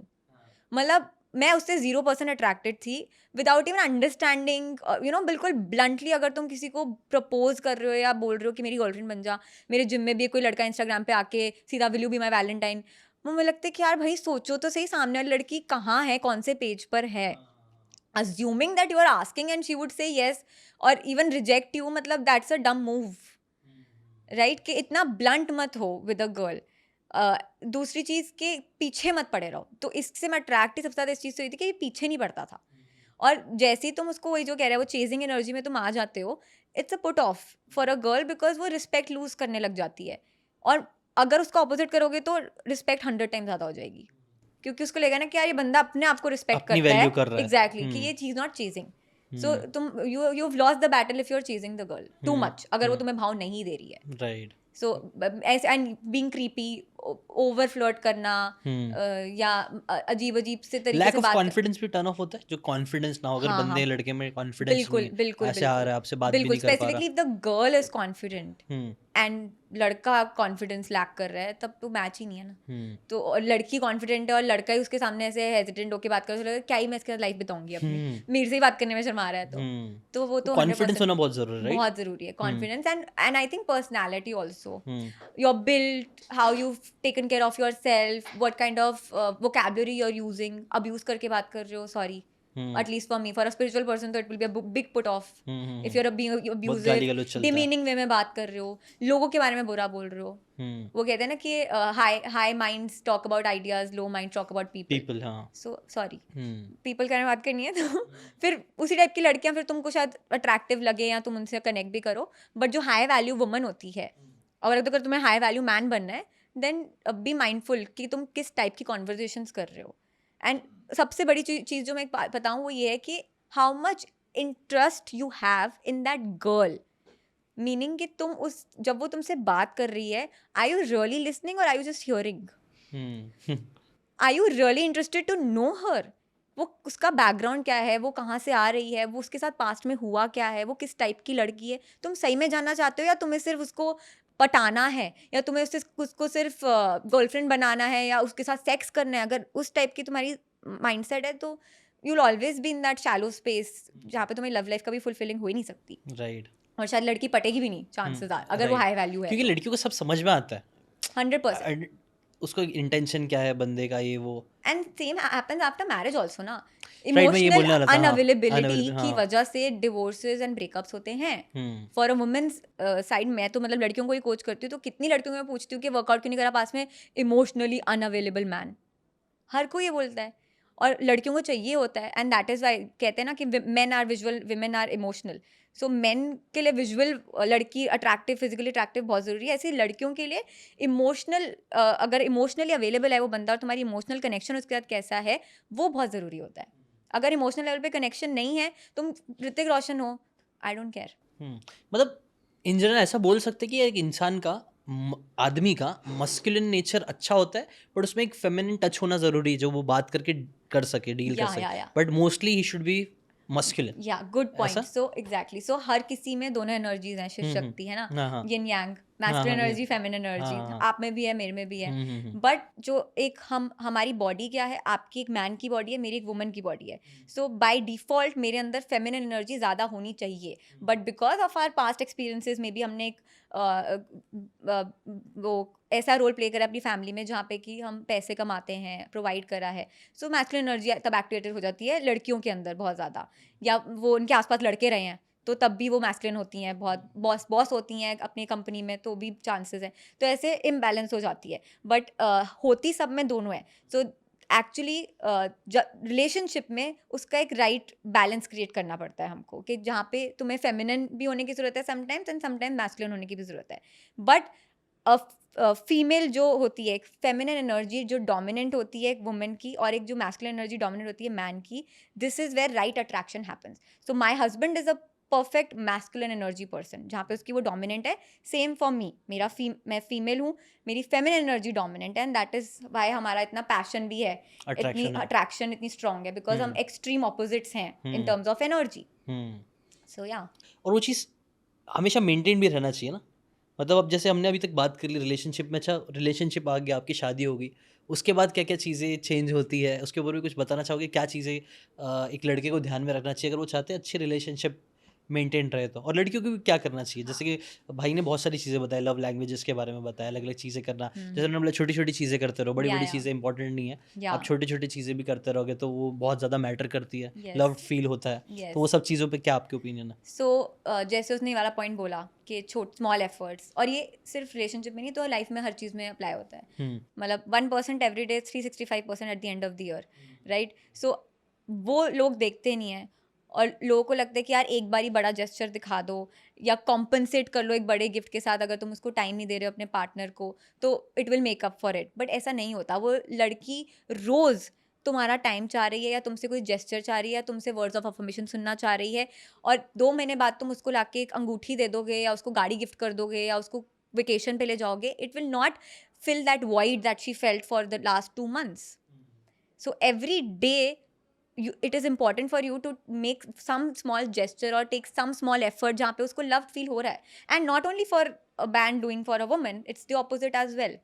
जैसे उसने बोला कुक करके अगर तुम उसको कुछ दे रहे हो, या नहीं कुक करना पसंद, घर पे कुक आती है, खाना बनता है, जो भी होता है उसको परोस दो, वो तो कर ही सकते हो, उसके लिए बेड लगा दो, उसके लिए कपड़े निकाल दो, स्मॉल एफर्ट्स, राइट? तो वो ज़्यादा मैटर करेगा in the long run than एक वेकेशन पे मुझे वो मालदीव्स लेके गया था, oh my god I love my husband, doesn't work like that. वो सब दिखाने के लिए, सिर्फ बोलने के लिए अच्छी लगती है, बट वो सस्टेनेबल नहीं रहता, राइट? Exactly. बट कई बार लोग यही इसी चीज़ में फंस जाता है कि मेरा हस्बैंड तो मेरे लिए ये कर दिया वो कर दिया, बट वो डेली जो छोटी मोटी चीज़ है वो नहीं हो पा रही, इसीलिए कलेश ज़्यादा होता है। Exactly, it's like junk food ना, हम्म एक बार खाया मजा आया, हम्म इंस्टेंट ग्रेटिफिकेशन मिली, और लॉन्ग पीरियड ऑफ टाइम में वो डिटोरिएटिंग होता है हेल्थ के लिए। हम्म सो वो एक्चुअली में बैकफायर करता है। एक बड़ा जेस्चर तुमको बार बार लगेगा कि यार ये तो सिर्फ मेरे को ऐसे तरीके से पटा के रखना चाह रहा है, लव फील करवाना चाह रहा है, बट मुझे ये नहीं चाहिए। लॉलीपॉप दे रहा है, मतलब लॉलीपॉप दे रहा है, बच्चा रोया लॉलीपॉप दे दो, एग्जैक्टली आगे बढ़ो भी। एग्जैक्टली, बट दैट्स जो not the cheese right approach. Main I think हमने भी लास्ट टाइम में कराई, कम्युनिकेशन की है ना, क्या किसको चाहिए, आपको क्या चाहिए, मुझे क्या चाहिए, दोनों को एक दूसरे को समझना चाहिए, communication is the key.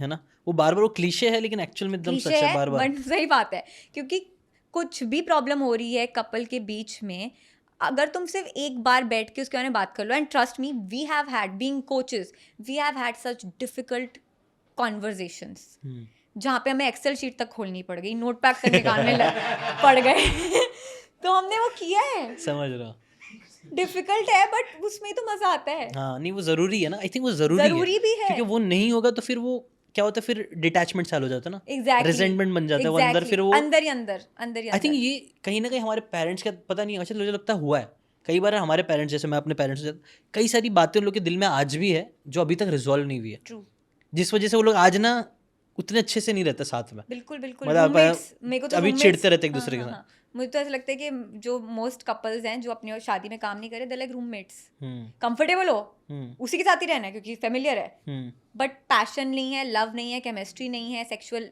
Life अच्छी नहीं है, कुछ भी नहीं है, इट्स नॉट अ मैरिज। जो वो कह रहा था कि रिलेशनशिप और इंटीमेट रिलेशनशिप में डिफरेंस क्या है, इंटीमेसी वही नहीं है। और वो भी एकदम सही है, जैसे भाई ने बोले लॉजिक, लव और लस्ट, Lust, तीनों चीज़ का तीनों होना चीज़, बहुत ज़रूरी है, राइट? और तीनों में से एक भी नहीं रहेगी तो भी टर्न ऑफ रहता है। वही कि जैसे इसको हम ऑटो बना देते हैं क्योंकि 3 है, ऑटो का एक भी पहिया नहीं है तो ऑटो नहीं चलेगा ना। ऑटो रूल ऑफ लव है ना। हाँ, auto rule nice, very nice.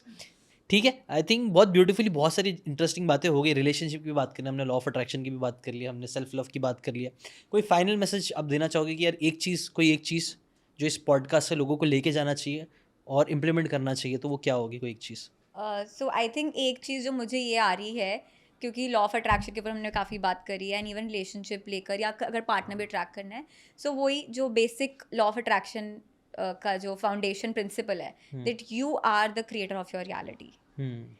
अगर तुमने सिर्फ इस चीज़ को इस थॉट को एंटरटेन करा, एंड मैं अपने दिमाग में जो बोलती हूँ I am the God of my reality, अगर तुमने सिर्फ इस थॉट को इनफ टाइम्स एंटरटेन कर लिया, this becomes your dominant thought, everything is possible in your life. तुम एक ऐसी लाइफ बना सकते हो, एक मास्टरपीस बना सकते हो अपने लिए। You are the writer, write your own beautiful story. Beautiful, so write your own story. आप कमेंट करके भी बताना आप लोग को पूरे पॉडकास्ट में सबसे बेस्ट बात कौन सी लगी। अगर आपके दिमाग में कोई क्वेश्चन आ रहे हैं, कुछ इंटरेस्टिंग क्वेश्चन आ रहे हैं, तो वो भी ज़रूर बताना। कभी हम ऑफिस आए, भाई ऑफिस आए, तो हम लोग ट्राई करेंगे कभी मिल के भी हो सकता है, तो तीनों लोग बैठ के साथ में पॉडकास्ट करें, वो भी हो सकता है। जीतू भाई भी यहाँ पे है, उनके साथ भी वापस कभी बातें करेंगे। Thank you so much for coming, it was a pleasure to talk to you, Loved मज़ा it. आया। और भाई का भी, उनका भी पर्सपेक्टिव, वो पॉडकास्ट अगर आपने नहीं देखा तो इससे पहले भी हमने किया है भाई का पॉडकास्ट, उसकी भी लिंक डिस्क्रिप्शन में मैंने डाला हुआ, वो जाके आप चेकआउट कर लो। वो आप बोल सकते हो वो फर्स्ट पार्ट है जहाँ पे एक मेल्स पर्सपेक्टिव बताया गया, डेटिंग कोच है सर, तो उन्होंने वो सारी चीज़ें बताई कि कैसे आपको अप्रोच करना चाहिए, कैसे बेसिकली मैम को उन्होंने पटाया, उसका सारा सीक्रेट उस पॉडकास्ट में पड़ा हुआ है स्टेप बाय स्टेप। तो वो जाके आप देख सकते हो, उसका डिस्क्रिप्शन में उसकी लिंक है। Thank you so much for giving a time, it was a pleasure to talk to you. Thank you. Same here.